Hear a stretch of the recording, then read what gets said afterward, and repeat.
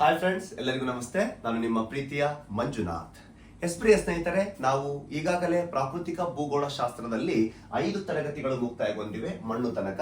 ಇವತ್ತು ಮಾತಾಡ್ತಕ್ಕಂಥ ಅಧ್ಯಾಯ ಭೂಕಂಪ ಮತ್ತು ಸುನಾಮಿ ಎನ್ನುವಂತ ಅಧ್ಯಾಯದ ಕುರಿತು ಮಾತಾಡೋಣ. ಪ್ರಿಯ ಸ್ನೇಹಿತರೆ, ಎಲ್ಲರೂ ಈ ಚಾನಲ್ ಅನ್ನ ಸಬ್ಸ್ಕ್ರೈಬ್ ಮಾಡ್ಕೊಳ್ಳಿ, ನಿಮ್ಮ ಪ್ರತಿಯೊಂದು ಸ್ನೇಹಿತರಿಗೆ ಶೇರ್ ಮಾಡುವುದನ್ನು ಮರೆಯಬೇಡಿ ಅಂತ ಹೇಳ್ತಾ ಇದ್ದೀನಿ. ಯಾಕಂದ್ರೆ ಕರ್ನಾಟಕದಲ್ಲಿ ಸಂಪೂರ್ಣ ವಿಷಯದ ಕುರಿತು ಚರ್ಚೆ ಮಾಡುತ್ತಿರುವ ಮೊದಲ ಉಪನ್ಯಾಸಕ. ಈಗಾಗಲೇ ಭಾರತ ಕರ್ನಾಟಕ ಪ್ರಪಂಚದ ಭೂಗೋಳ ಶಾಸ್ತ್ರ ಸಂಪೂರ್ಣ ಏನಾಗಿದೆ, ಮುಕ್ತಾಯಗೊಂಡಿದೆ. ಪ್ರಿಯ ಸ್ನೇಹಿತರೆ, ಇವತ್ತು ನಾವು ಮಾತಾಡೋಣ ಭೂಕಂಪ ಮತ್ತು ಸುನಾಮಿ. ಕಾನ್ಸೆಪ್ಟ್ ಬೇಸ್ ಇರುತ್ತೆ ಪ್ರಿಯ ಸ್ನೇಹಿತರೆ. ನಿಮಗೆ ಕೆಲವೊಂದು ಗೊಂದಲಗಳಿರ್ತವೆ. ಏನು ಕನ್ಫ್ಯೂಷನ್ ಅಂತ ಬಂದಾಗ, ಈ primary waves, secondary waves, love waves, Rayleigh waves ಅಂತಂದೇಳಿ 4 ವೇವ್ಸ್ ಗಳಿದಾವೆ ಇದರಲ್ಲಿ. ಅದನ್ನ ನಿಮಗೆ ಸಂಪೂರ್ಣವಾಗಿ ಕಾನ್ಸೆಪ್ಟ್ ಏನ್ ಮಾಡ್ತೀನಿ, ಕ್ಲಿಯರ್ ಮಾಡ್ತೀನಿ. ಹೌದಾ? ಯಾವ ತುಂಬಾ ವಿನಾಶಕಾರಿ, ಯಾವ ವಿನಾಶಕಾರಿ ಅಲ್ಲ, ಯಾಕೆ ಈ ಅಲೆಗಳನ್ನ ಬಾಡಿ ವೇವ್ಸ್ ಅಂತಾರೆ, ಯಾಕೆ ಅಲೆಗಳನ್ನ ಸರ್ಫೇಸ್ ವೇವ್ಸ್ ಅಂತ ಕರೀತಾರೆ, ಕೆಲವು ಅಲೆಗಳು ಕೆಲವು ಮಾಧ್ಯಮದಲ್ಲಿ ಚಲಿಸಲ್ಲ, ಕೆಲವು ಅಲೆಗಳು 3 ಮಾಧ್ಯಮದಲ್ಲಿ, ಘನ, ದ್ರವ, ಅನಿಲ 3 ಮಾಧ್ಯಮದಲ್ಲಿ ಚಲಿಸ್ತವೆ, ಕೆಲವು ವೇವ್ಸ್ಗಳು ದ್ರವ ಮಾಧ್ಯಮದಲ್ಲಿ ಚಲಿಸಲ್ಲ, ಮೋಷನ್ ಆಗಲ್ಲ. ಏನು ಅಂತೇಳಿ ನಿಮಗೆ ಸಂಪೂರ್ಣವಾದ ಒಂದು ಮಾಹಿತಿಯ ಕುರಿತು ಇವತ್ತು ಮಾತಾಡ್ತೀನಿ. ಕಾನ್ಸೆಪ್ಟ್ ಬೇಸ್ ಇರುತ್ತೆ ಪ್ರಿಯ ಸ್ನೇಹಿತರೆ. ತರಗತಿಯನ್ನ ಮಿಸ್ ಮಾಡದೆ ಕೇಳಿ. ಇವತ್ತು ಮಾತಾಡ್ತಕ್ಕಂಥ ಅಧ್ಯಾಯ earth quick and tsunami. Okay, ಹಾಗಾದ್ರೆ ನಾವು ಸ್ವಲ್ಪ ಸ್ಥಳ ನೋಡ್ಕೊಂಡ್ಬಿಡೋಣ. ಇವತ್ತು ಮಾತಾಡ್ತಕ್ಕಂಥ ತರಗತಿಗಳಲ್ಲಿ ಭೂಕಂಪ ಎಂದ್ರೆ ನೋಡ್ತೀವಿ, ಆಮೇಲೆ ಕಾಂಟಿನೆಂಟಲ್ ಡ್ರಿಫ್ಟ್ ನೋಡ್ಕೊಳ್ಳೋದು, ಸ್ವಲ್ಪ basic, very important. Plates movements ಮೇಲೆ ನಿಮಗೆ ಅರ್ಥ ಆಗುತ್ತೆ. ಇದಾದ ನಂತರ ನೆಕ್ಸ್ಟ್ ನಾವು ಇಲ್ಲಿ ಪ್ರಮಾಣ, ಮ್ಯಾಗ್ನಿಟ್ಯೂಡ್ ಅಂದ್ರೇನು, ಆಮೇಲೆ ಇದೇನು ಇಂಟೆನ್ಸಿಟಿ ಅಂದ್ರೇನು, ಹೌದಾ, ಕ್ವಾಂಟಿಟಿ ಕ್ವಾಲಿಟಿ ಮೇಲೆ ಡಿಪೆಂಡ್ ಇರುತ್ತೆ, ಅದನ್ನ ನೋಡೋಣ. ಆಮೇಲೆ ನೆಕ್ಸ್ಟ್ ಬಂದ್ಬಿಟ್ಟು ಐಸೋಸೆಸ್ಮಲ್ ಲೈನ್ಸ್ ಅಂದ್ರೆ ಏನು ನೋಡ್ಕೊಳ್ಳೋಣ. ಭಾರತದಲ್ಲಿ ಇರ್ತಕ್ಕಂಥ ಕೆಲವು ಭೂಕಂಪ ವಲಯ ನೋಡ್ಕೊಳ್ಳೋಣ. ನಮ್ಮ ಭಾರತದಲ್ಲಿ ಯಾಕೆ ಅದೇ ಪ್ರದೇಶದಲ್ಲಿ ಭೂಕಂಪ ಹೆಚ್ಚಾಗುತ್ತೆ ಅನ್ನುವಂತ ಒಂದು ಮಾಹಿತಿ ನಿಮಗೆ ಎತ್ತಾಗ್ತೀನಿ. ನಂತರ ಹೈಪೋಸೆಂಟರ್, ಎಪಿಸೆಂಟರ್, ಸೆಸ್ಮಿಕ್ ವೇವ್ಸ್ ಅಂದ್ರೇನು, ಫಾಲ್ಟ್ ಜೋನ್, ಫೋಕಸ್ ಅಂದ್ರೇನು, ಪ್ರತಿಯೊಂದು ಹೇಳ್ತೀನಿ ಪ್ರಿಯ ಸ್ನೇಹಿತರೆ. ಭೂಕಂಪಕ್ಕೆ ಕಾರಣಗಳು, ನೈಸರ್ಗಿಕ ಮತ್ತು ಕೃತಕ ಕಾರಣ. ಭೂಕಂಪವನ್ನು ಅಳೆಯುವ ಒಂದು ಪ್ರಮುಖ ಉಪಕರಣವಾದಂತಹ ಸಿಸ್ಮೋಗ್ರಾಫ್ ಬಗ್ಗೆ ನೋಡ್ಕೊಳ್ಳೋಣ. ನಂತರ ಬಂದ್ಬಿಟ್ಟು ರಿಕ್ಟರ್ ಮಾನ ಎಂದರೆ ನೋಡೋಣ. ಭೂಕಂಪದಲ್ಲಿ 2 ವಿಧಗಳು, ಒಂದು ಬಾಡಿ ವೇವ್ಸ್, ಇನ್ನೊಂದು ಸರ್ಫೇಸ್ ವೇವ್ಸ್ ಅಂತ ಬರ್ತಾ ಇದೆ, ನೋಡೋಣ. ಅದರಲ್ಲಿ ಬಾಡಿ ವೇವ್ಸ್ ಅಲ್ಲಿ ಪಿ ವೇವ್ಸ್ ಅಂದ್ರೇನು, ಎಸ್ ವೇವ್ಸ್ ಅಂದ್ರೇನು, ಅದರ ಕ್ಯಾರೆಕ್ಟರಿಸ್ಟಿಕ್ ನೋಡೋಣ. ಆಮೇಲೆ ಸರ್ಫೇಸ್ ವೇವ್ಸ್ ಅಲ್ಲಿ 2 ಅಲೆಗಳು, ಒಂದು Love waves and Rayleigh waves ನೋಡೋಣ. ಲಾಸ್ಟ್ ಅದನ್ನ ಅನಲೈಸ್ ಮಾಡ್ತೀನಿ. ಕೆಲವು ಮಾಧ್ಯಮದಲ್ಲಿ ಯಾವ ಅಲೆಗಳು ಚಲಿಸ್ತವೆ, ಯಾವಿಲ್ಲ ನೋಡೋಣ. ಸುನಾಮಿ ಅಂದ್ರೆ ನೋಡೋಣ. ಪ್ರಪಂಚದಲ್ಲಾದ ಕೆಲವು ಸುನಾಮಿಗಳ ಬಗ್ಗೆ ಕುರಿತು ಚರ್ಚೆ ಮಾಡೋಣ. ಪ್ರಿಯ ಸ್ನೇಹಿತರೆ, ಇದಾದ ನಂತರ ನೆಕ್ಸ್ಟ್ ಶಿಲೆಗಳ ಶಿಥಿಲೀಕರಣ ಮತ್ತು ವಸ್ತು ರಾಶಿಯ ಚಲನೆ ಬಗ್ಗೆ ಹೋಗ್ತೀವಿ. ಹಾಗಾದ್ರೆ ತರಗತಿಗೆ ದುಂಕೋಣ ಪ್ರಿಯ ಸ್ನೇಹಿತರೆ. ಬನ್ನಿ, ಇವತ್ತು ಮಾತಾಡ್ತಕ್ಕಂಥ ಅಧ್ಯಾಯ ಯಾವ್ದಾಗಿರುತ್ತೆ ಅಂದ್ರೆ ಅರ್ತ್ ಕ್ವಿಕ್ ಅಂಡ್ ಸುನಾಮಿ. ಕೇಳ್ತಿರಲ್ವ ಪರಿಪೂರ್ಣವಾಗಿ ತರಗತಿಯನ್ನ? ಬನ್ನಿ. ಪ್ರಿಯ ಸ್ನೇಹಿತರೆ, ಇಲ್ಲಿಯ ತನಕ ನಾನು ತರಗತಿಗಳು ಉಚಿತವಾಗಿ ನೀಡುತ್ತಿದ್ದೇನೆ. ಇನ್ನು ಮೇಲೂ ತರಗತಿಗಳು ಉಚಿತವಾಗಿರ್ತವೆ. ಯಾರಿಗೆ ಆರ್ಥಿಕ ನನಗೆ ಧನ ಸಹಾಯ ಮಾಡಬೇಕನ್ನುವುದು ಏನಾದರೂ ಇದ್ದರೆ, ನನಗೆ ಈ ಒಂದು ಕೊಟ್ಟಿರ್ತಕ್ಕಂಥ QR ಕೋಡ್ ಮತ್ತು ಈ ನಂಬರ್ಗೆ ನೀವು ನನಗೆ ಏನ್ ಮಾಡ್ಬೋದು, ಸಪೋರ್ಟ್ ಮಾಡ್ಬೋದು ಅಂತ ಹೇಳುತ್ತಾ ನಾವು ತರಗತಿಗಳ ಪ್ರಿಯ ಸ್ನೇಹಿತರೆ ಬನ್ನಿ. ಇಲ್ಲಿ ಮೊದಲನೇದಾಗಿ ಅರ್ತ್ ಕ್ವೇಕ್, ಭೂಕಂಪ ಎಂದರೇನು? ಅಪ್ಪಿ ಗೊತ್ತಿರಲಿ, ಭೂಮಿ ಕಂಪಿಸುತ್ತಲ್ವಾ, ವೇವ್ಸ್ ಫಾರ್ಮ್ ಆಗುತ್ತೆ. ಭೂಮಿ ಕಂಪಿಸಿದಾಗ ಅಲೆಗಳು ಉಂಟಾಗುತ್ತೆ, ನಾವು ಅದಕ್ಕೆ ಭೂಕಂಪ ಅಂತ ಕರಿತೀವಿ. ಭೂಮಿ ಗಡಗಡಗಡಗಡಗುತ್ತೆ. ಭೂಮಿ ಕಂಪಿಸುವುದಕ್ಕೆ ನಾವು ಭೂಕಂಪ ಅಂತ ಕರಿತೀವಿ. ಭೂಮಿ ಯಾಕೆ ಕಂಪಿಸುತ್ತೆ ಅನ್ನೋದು ಇಲ್ಲಿ ಬಹಳ ಇಂಪಾರ್ಟೆಂಟ್ ಆಗುತ್ತೆ. ನಮ್ಮ ಭೂಮಿ ಇದೆ ಅಲ್ವೇ, ಈ ಭೂಮಿ ಇದು ಸಂಪೂರ್ಣವಾಗಿ ಒಂದೇ ಫಲಕದಿಂದ ರಚನೆಯಾಗಿಲ್ಲ, ಒಂದೇ ಪ್ಲೇಟ್ ಇಲ್ಲ. ಈಗ ಇದು ಭೂಮಿಯ ಮೇಲೆ ಹಲವಾರು ಬೃಹತ್ ಪ್ಲೇಟ್ಸ್ ಗಳಿದಾವೆ, ಹೌದಾ? ಹಲವಾರು ಬೃಹತ್ ಪ್ಲೇಟ್ಸ್ ಗಳು ಸಪರೇಟ್ ಆಗಿದ್ದಾವೆ. ಈ ರೀತಿ ನೋಡಿ, ಈಗ ಆಫ್ರಿಕನ್ ಪ್ಲೇಟ್ ಸಪರೇಟ್ ಇದೆ, ಇಂಡಿಯನ್ ಪ್ಲೇಟ್ ಸಪರೇಟ್ ಬರುತ್ತೆ, ಇಂಡೋ ಆಸ್ಟ್ರೇಲಿಯನ್ ಪ್ಲೇಟ್ ಸಪರೇಟ್ ಬರುತ್ತೆ, American plate, Pacific plate, Antarctica plate, ಹೌದಾ? ಈ ರೀತಿ ಯಾವುದು ಯುರೇಷಿಯನ್ ಪ್ಲೇಟ್, ಹಿಂಗ ಸಪರೇಟ್ ಬೃಹತ್ ಫಲಕಗಳಿದಾವೆ. ಭೂಮಿ ಒಂದೇ ಫಲಕದಿಂದ ರಚನೆ ಆಗಿಲ್ಲ. ಹೀಗೆ ವಿವಿಧ ಫಲಕಗಳು ಭೂಮಿಯ ಮೇಲೆ ಇವೆ. ಒಂಥರ ಪಜಲ್ ತರ ಜೋಡಿಸಿದಾರ ಇದೆ. ಪಜಲ್ ತರ ಏನಾಗಿದೆ, ಭೂಮಿಯ ಮೇಲೆ ಪ್ಲೇಟ್ಸ್ ಗಳನ್ನ ಜೋಡಣೆ ಮಾಡಲಾಗಿದೆ. ಅವು ನಿರಂತರವಾಗಿ ಅಂದ್ರೆ ಚಲನೆಯಲ್ಲಿವೆ. ಪ್ಲೇಟ್ ಚಲನೆ ಆಗ್ಬೇಕಾದ್ರೆ 2 ಭೂಫಲಕಗಳು ಒಂದಕ್ಕೊಂದು ಹತ್ತಿರ ಬಂದಾಗ ನಾವು ಅದಕ್ಕೆ ಏನಾಗ್ತೀವಿ, ಸಂಕೋಚನೆ ಅಂತ ಕರಿತೀವಿ, ಕನ್ವರ್ಜೆಂಟ್ ಝೋನ್ ಅಂತ ಕರಿತೀವಿ. ಅಲ್ಲಿ ಏನಾಗುತ್ತೆ, ಪ್ರೆಷರ್ ಬೀಳುತ್ತೆ, ಹೌದಲ್ವಾ? ಆಮೇಲೆ ಪ್ಲೇಟ್ಸ್ ಏನಾಗ್ತವೆ, ಡೈವರ್ಜೆಂಟ್ ಆಗ್ತಿರ್ತವೆ, ವಿಕೋಚನೆ ಅಂತ ಕರಿತೀವಿ. ಕೆಲವೊಂದು ಪ್ಲೇಟ್ಸ್ ಏನಾಗ್ತವೆ, ಈ ರೀತಿ ಅಡ್ಡ ಚಲಿಸ್ತವೆ. ಈ ರೀತಿ ನಿರಂತರವಾಗಿ ಭೂಮಿಯ ಮೇಲೆ ಫಲಕಗಳ ಚಲನೆ ಇದೆ. ಆ ರೀತಿ ಚಲನೆ ಆಗುವುದರಿಂದ ಭೂಮಿಯ ಮೇಲೆ ಏನಾಗುತ್ತೆ ಅಂದ್ರೆ ವೈಬ್ರೇಷನ್ಸ್ ಗಳು ಹುಟ್ಟುಕೊಳ್ತವೆ, ವೇವ್ಸ್ ಗಳು ಫಾರ್ಮ್ ಆಗ್ತವೆ. ಇಲ್ಲಿ ನೋಡಿ, ಭೂಕಂಪ ಅಂದ್ರೆ ಭೂಮಿಯು ಕಂಪಿಸುವುದನ್ನು ನಾವು ಭೂಕಂಪ ಅಂತ ಕರಿತೀವಿ. ಇದಕ್ಕೆ ಕಾರಣ ಭೂಮಿಯು ಶಿಲಾಪದರವು ಅಂದ್ರೆ ಮೇಲೆ ಇರ್ತಕ್ಕಂಥ ಕ್ರಸ್ಟ್ ಲೇಯರ್ ಇದೆಯಲ್ಲ, ಅದು ವಿವಿಧ ಫಲಕಗಳಿಂದ ಕೂಡಿದೆ. ವೆರಿ ಇಂಪಾರ್ಟೆಂಟ್ ಕೇಳಿ.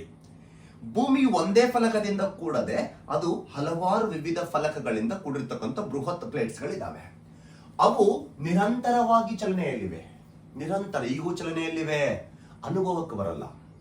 ಯಾಕೆ ಅನುಭವಕ್ಕೆ ಬರಲ್ಲ ಅಂತ ಬಂದಾಗ, ಟೆಕ್ಟಾನಿಕ್ ಫಲಕ ಸಾಮಾನ್ಯವಾಗಿ ವರ್ಷಕ್ಕೆ ನೋಡಿ, ಒಂದು ವರ್ಷಕ್ಕೆ ಎಷ್ಟು ಗೊತ್ತೇನು, 2 ರಿಂದ 10 ಸೆಂಟಿಮೀಟರ್ ವರೆಗೆ ಅವು ಚಲನೆಯಲ್ಲಿರ್ತಾವ ಅಷ್ಟೇ. ನೋಡಿ, ಒಂದು ವರ್ಷಕ್ಕೆ 2 ಸೆಂಟಿಮೀಟರ್ ಇಂದ 10 ಸೆಂಟಿಮೀಟರ್ ನಮಗೆ ಅದು ಅನುಭವಕ್ಕೆ ಬರಂಗಿಲ್ಲ. ಅದರ ಅರ್ಥ ಏನು ಗೊತ್ತೇನು, ಇದು ಸರಿಸುಮಾರು ಉಗುರಿನ ಬೆಳೆಯುವ, ನಮ್ಮ ಕೈಯಲ್ಲಿ ಉಗುರಿನ ಬೆಳೀತಿರುತ್ತಲ್ವಾ, ಅದರ ವೇಗವಾಗಿದೆ. ಅಷ್ಟೇ ನಿಧಾನವಾಗಿ ಅದು ಚಲನೆಯಲ್ಲಿರುತ್ತೆ. ಪ್ಲೇಟ್ಸ್ ಮೂವ್ಮೆಂಟ್ ನಮಗೆ ಅಷ್ಟು ಅದಕ್ಕೆ ಅನುಭವಕ್ಕೆ ಬರಂಗಿಲ್ಲ.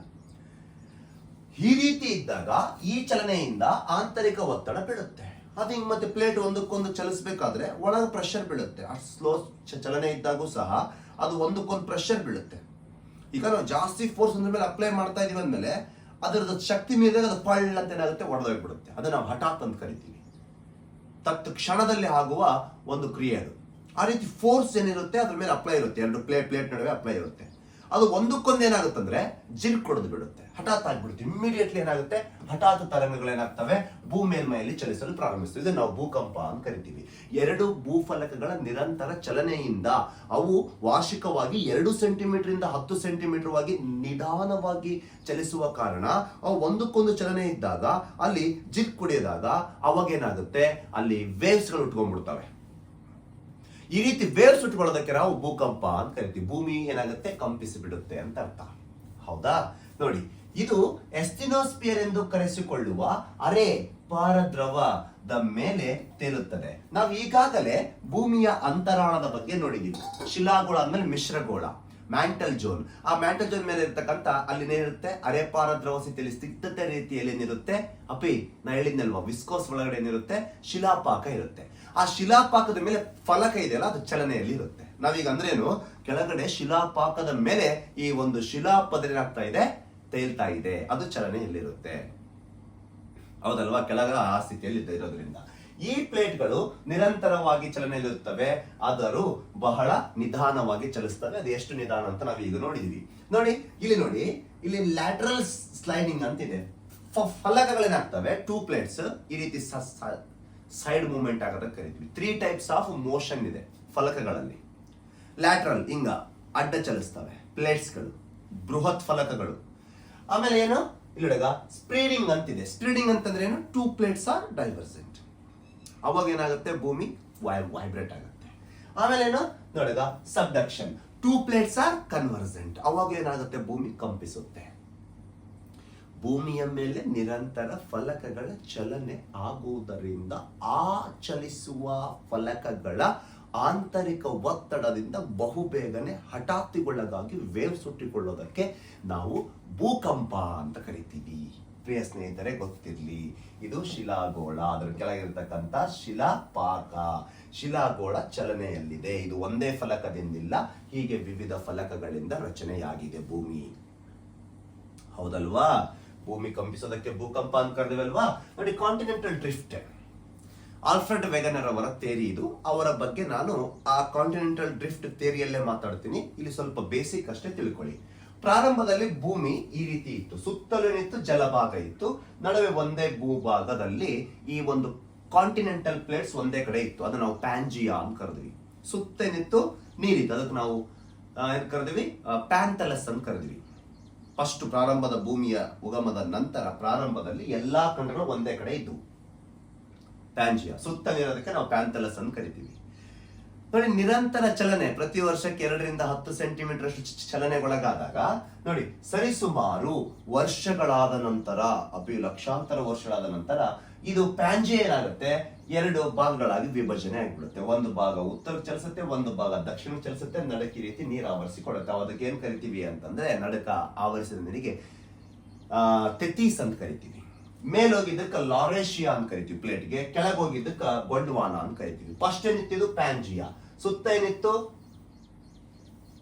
ಪ್ಯಾಂಥಲಸ್, ತೆಥಿಸೋಷನ್ ಅಂತಾನು ಕರಿತೀವಿ.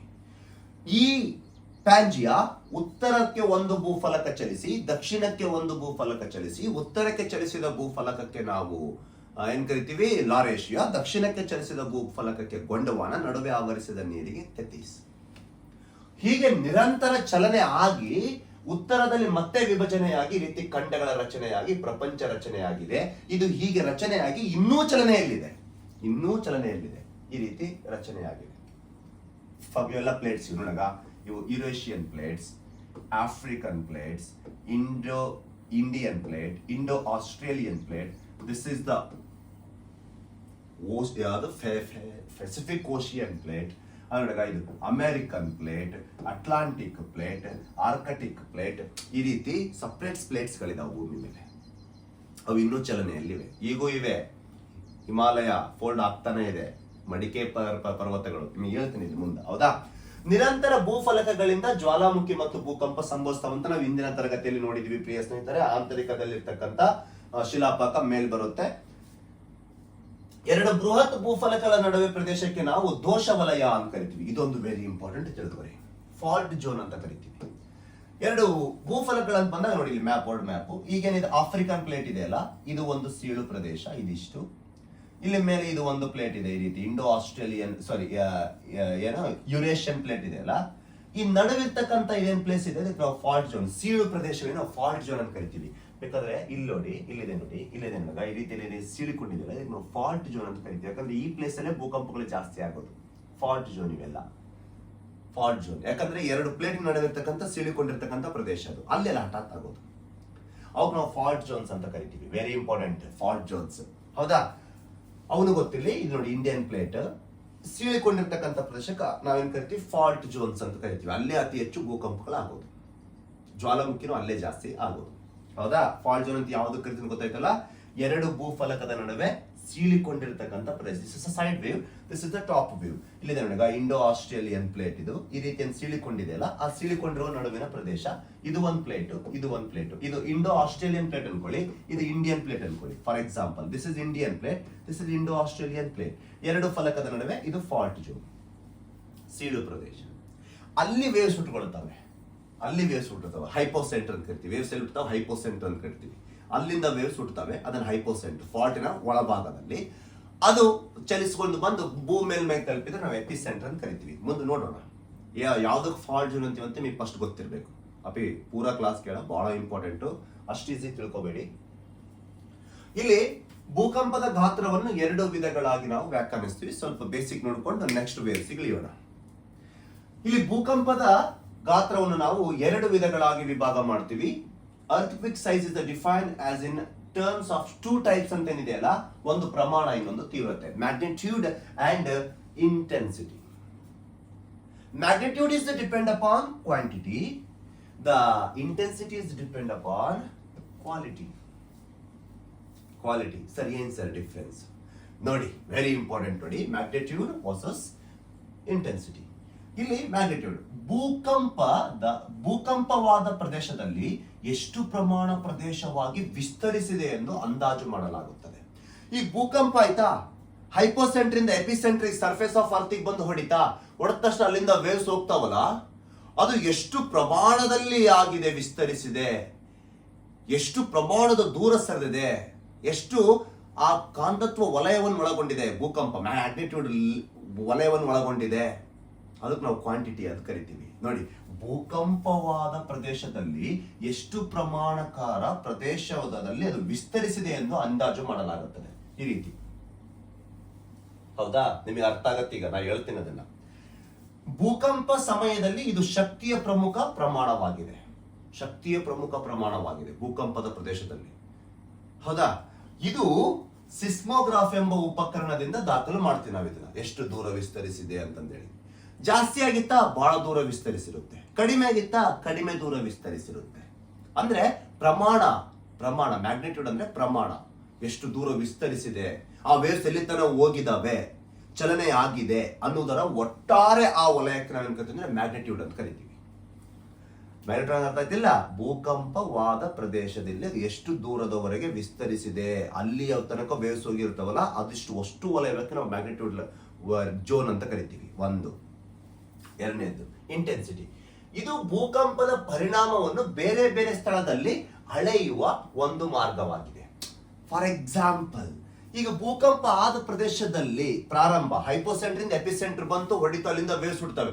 ಎಲ್ಲಿಂದ ವೇವ್ಸ್ ಹುಡ್ತಾವಲ್ಲ ಅಲ್ಲಿ ಸ್ಟ್ರೆಂತ್ ಜಾಸ್ತಿ ಇರುತ್ತೆ. ಹೋಗ್ತಾ ಹೋಗ್ತಾ ವೇವ್ಸ್ ಏನಾಗುತ್ತೆ, ತನ್ನ ಶಕ್ತಿ ಕಳ್ಕೊಳ್ಳುತ್ತಲ್ಲ, ಅವಾಗ ಪ್ರಾರಂಭದಲ್ಲಿ ಎಷ್ಟು ರಿಕ್ಟರ್ ಇದೆ, ನಂತರ ಎಷ್ಟು ರಿಕ್ಟರ್ ಇದೆ, ಆಮೇಲೆ ಎಷ್ಟು ರಿಕ್ಟರ್ ಇದೆ, ಹಿಂಗ ದೂರ ದೂರ ದೂರ ದೂರ ಹೋದಂತೆ ರಿಕ್ಟರ್ ಏನಾಕ್ಯಂತ ಹೋಗುತ್ತೆ, ಕಡಿಮೆ ಆಕ್ಯಂತ ಹೋಗುತ್ತೆ.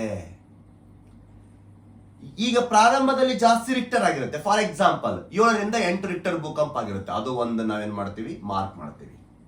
ಅದು ಒಂದು ಪ್ರದೇಶ. ಅದು ಏನು, ಭೂಕಂಪ ಪರಿಣಾಮ ಬೇರೆ ಬೇರೆ ಪ್ರದೇಶದಲ್ಲಿ ಅಳೆಯುವ ಒಂದು ಮಾರ್ಗ. ಏನದು, ಇಂಟೆನ್ಸಿಟಿ. ಈಗ ನೋಡಿ, ಬೇಕಾದ್ರೆ ಇಲ್ಲಿದೆ ನೋಡಿ. ಈಗ ಇಲ್ಲಿ ಭೂಕಂಪ ಎಪಿಸೆಂಟರ್ ಇದು ಇಲ್ಲಿ ಜಾಸ್ತಿ ಆಗಿರುತ್ತೆ, 7 to 8 ರಿಕ್ಟರ್. ಅಲ್ಲಿಂದ ನೆಕ್ಸ್ಟ್ ಜೋನ್, ದಿಸ್ ಜೋನ್, ಇಲ್ಲೇನಿರುತ್ತೆ 6 to 5 ರಿಕ್ಟರ್. ಆಮೇಲೆ ಏನಾಗುತ್ತೆ 5 to 4 ರಿಕ್ಟರ್. ನಂತರ ಕಡಿಮೆ ಅಂತ ಗೊತ್ತಲ್ಲ ವೇವ್.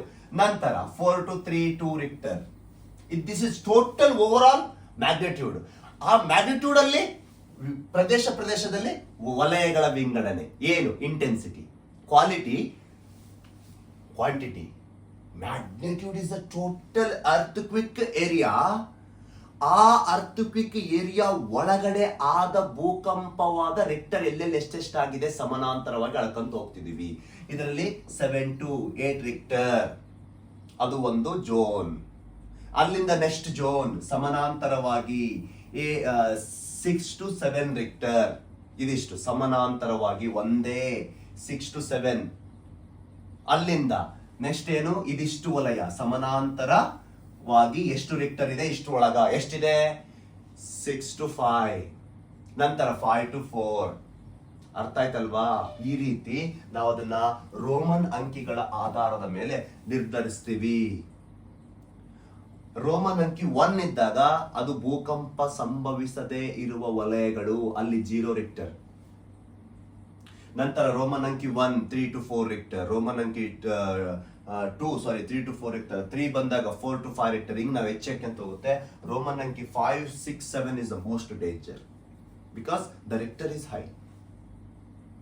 ಹೌದಾ? ನೋಡಿ, ಅರ್ಥ ಆಯ್ತಲ್ವಾ? ಮ್ಯಾಗ್ನಿಟ್ಯೂಡ್ ಅಂತ ಬಂದಾಗ ಒಟ್ಟಾರೆ ಭೂಕಂಪ ಸಂಭವಿಸಿದ ಒಟ್ಟು ವಲಯ, ಆ ವಲಯದ ಒಳಗಡೆ ಎಲ್ಲೆಲ್ಲಿ ಎಷ್ಟೆಷ್ಟು ರಿಕ್ಟರ್ ಆಗಿದೆ ಎಂದು ವಿಭಾಗಿಸುವುದೇ ಇಂಟೆನ್ಸಿಟಿ. ಸಮಾನಾಂತರವಾಗಿ ಇಲ್ಲಿ ಒಂದು ನಿರ್ದಿಷ್ಟ ಪ್ರದೇಶದಲ್ಲಿ ಜನರು ಗ್ರಹಿಸಿದ ಮತ್ತು ಅನುಭವಿಸಿದ ಭೂಕಂಪದ ಶಕ್ತಿಯ ತೀವ್ರತೆ, ಯಾವ ಪ್ರದೇಶದಲ್ಲಿ ಎಷ್ಟೆಷ್ಟು ತೀವ್ರತೆಯನ್ನು ಅನುಭವಿಸಿದ್ದಾರೆ ಜನಗಳು. ಆದ ಪ್ರದೇಶದಲ್ಲಿ ಜಾಸ್ತಿ, ನಂತರ ಕಡಿಮೆ, ನಂತರ ಇನ್ನೂ ಕಡಿಮೆ, ನಂತರ ಇಲ್ಲ ಮ್ಯಾಗ್ನಿಟ್ಯೂಡ್ ಅದೆಷ್ಟೊಳಗೆ. ಹೌದಾ? ಇದು ತೀವ್ರತೆಯನ್ನು ರಿಕ್ಟರ್ ಮಾಪನದಿಂದ ನೋಡಲಾಗುತ್ತದೆ. ಇದು ಸಿಸ್ಮೋಗ್ರಾಫ್, ಇದು ರಿಕ್ಟರ್. ಏನು ಡಿಫ್ರೆನ್ಸ್ ನಿಮಗೆ ಗೊತ್ತಾಗುತ್ತೆ ಮುಂದೆ. ಹೌದಾ? ಸಿಸ್ಮೋಗ್ರಾಫ್ ಅಂದ್ರೆ ಇದು ಒಂದು ಉಪಕರಣ. ಅದ್ರಾಗ ಏನ್ ಹೇಳ್ತೀವಿ, ಮಾನ, ಅದೇ ರಿಕ್ಟರ್ ಎಷ್ಟಾಗಿದೆ. ಸ್ಕೇಲ್ ಅನ್ನೋದು ಒಂದು ಉಪಕರಣ, ಅದರಲ್ಲಿ ಹೇಳ್ತೀವಿ ಸೆಂಟಿಮೀಟರ್. ಹೌದಲ್ವಾ? ಈ ರೀತಿ ನೋಡಿ, ಇಲ್ಲಿ ನೋಡಿ, ಐಸೋಸಿಸ್ಮಲ್ ಲೈನ್ ಎಂದರೆ ಭೂಕಂಪ ಸಂಭವಿಸಿದ ಸ್ಥಳಗಳಲ್ಲಿ ಸಮಾನ ತೀವ್ರತೆಯೊಂದಿಗೆ ಸಂಪರ್ಕಿಸುವ ನಕ್ಷೆಯ ಒಂದು ರೇಖೆ. ಈಗ ಸಮಾನ ಭೂಕಂಪ ಇಲ್ಲಿ 7ರಿಂದ 8 ರಿಕ್ಟರ್, ಅದು ರೇಖೆ. ಅಲ್ಲಿ ಸಮಾನ ಭೂಕಂಪ ಅದೊಂದು ಪ್ರದೇಶ ಗುರುತಿಸ್ತೀವಿ.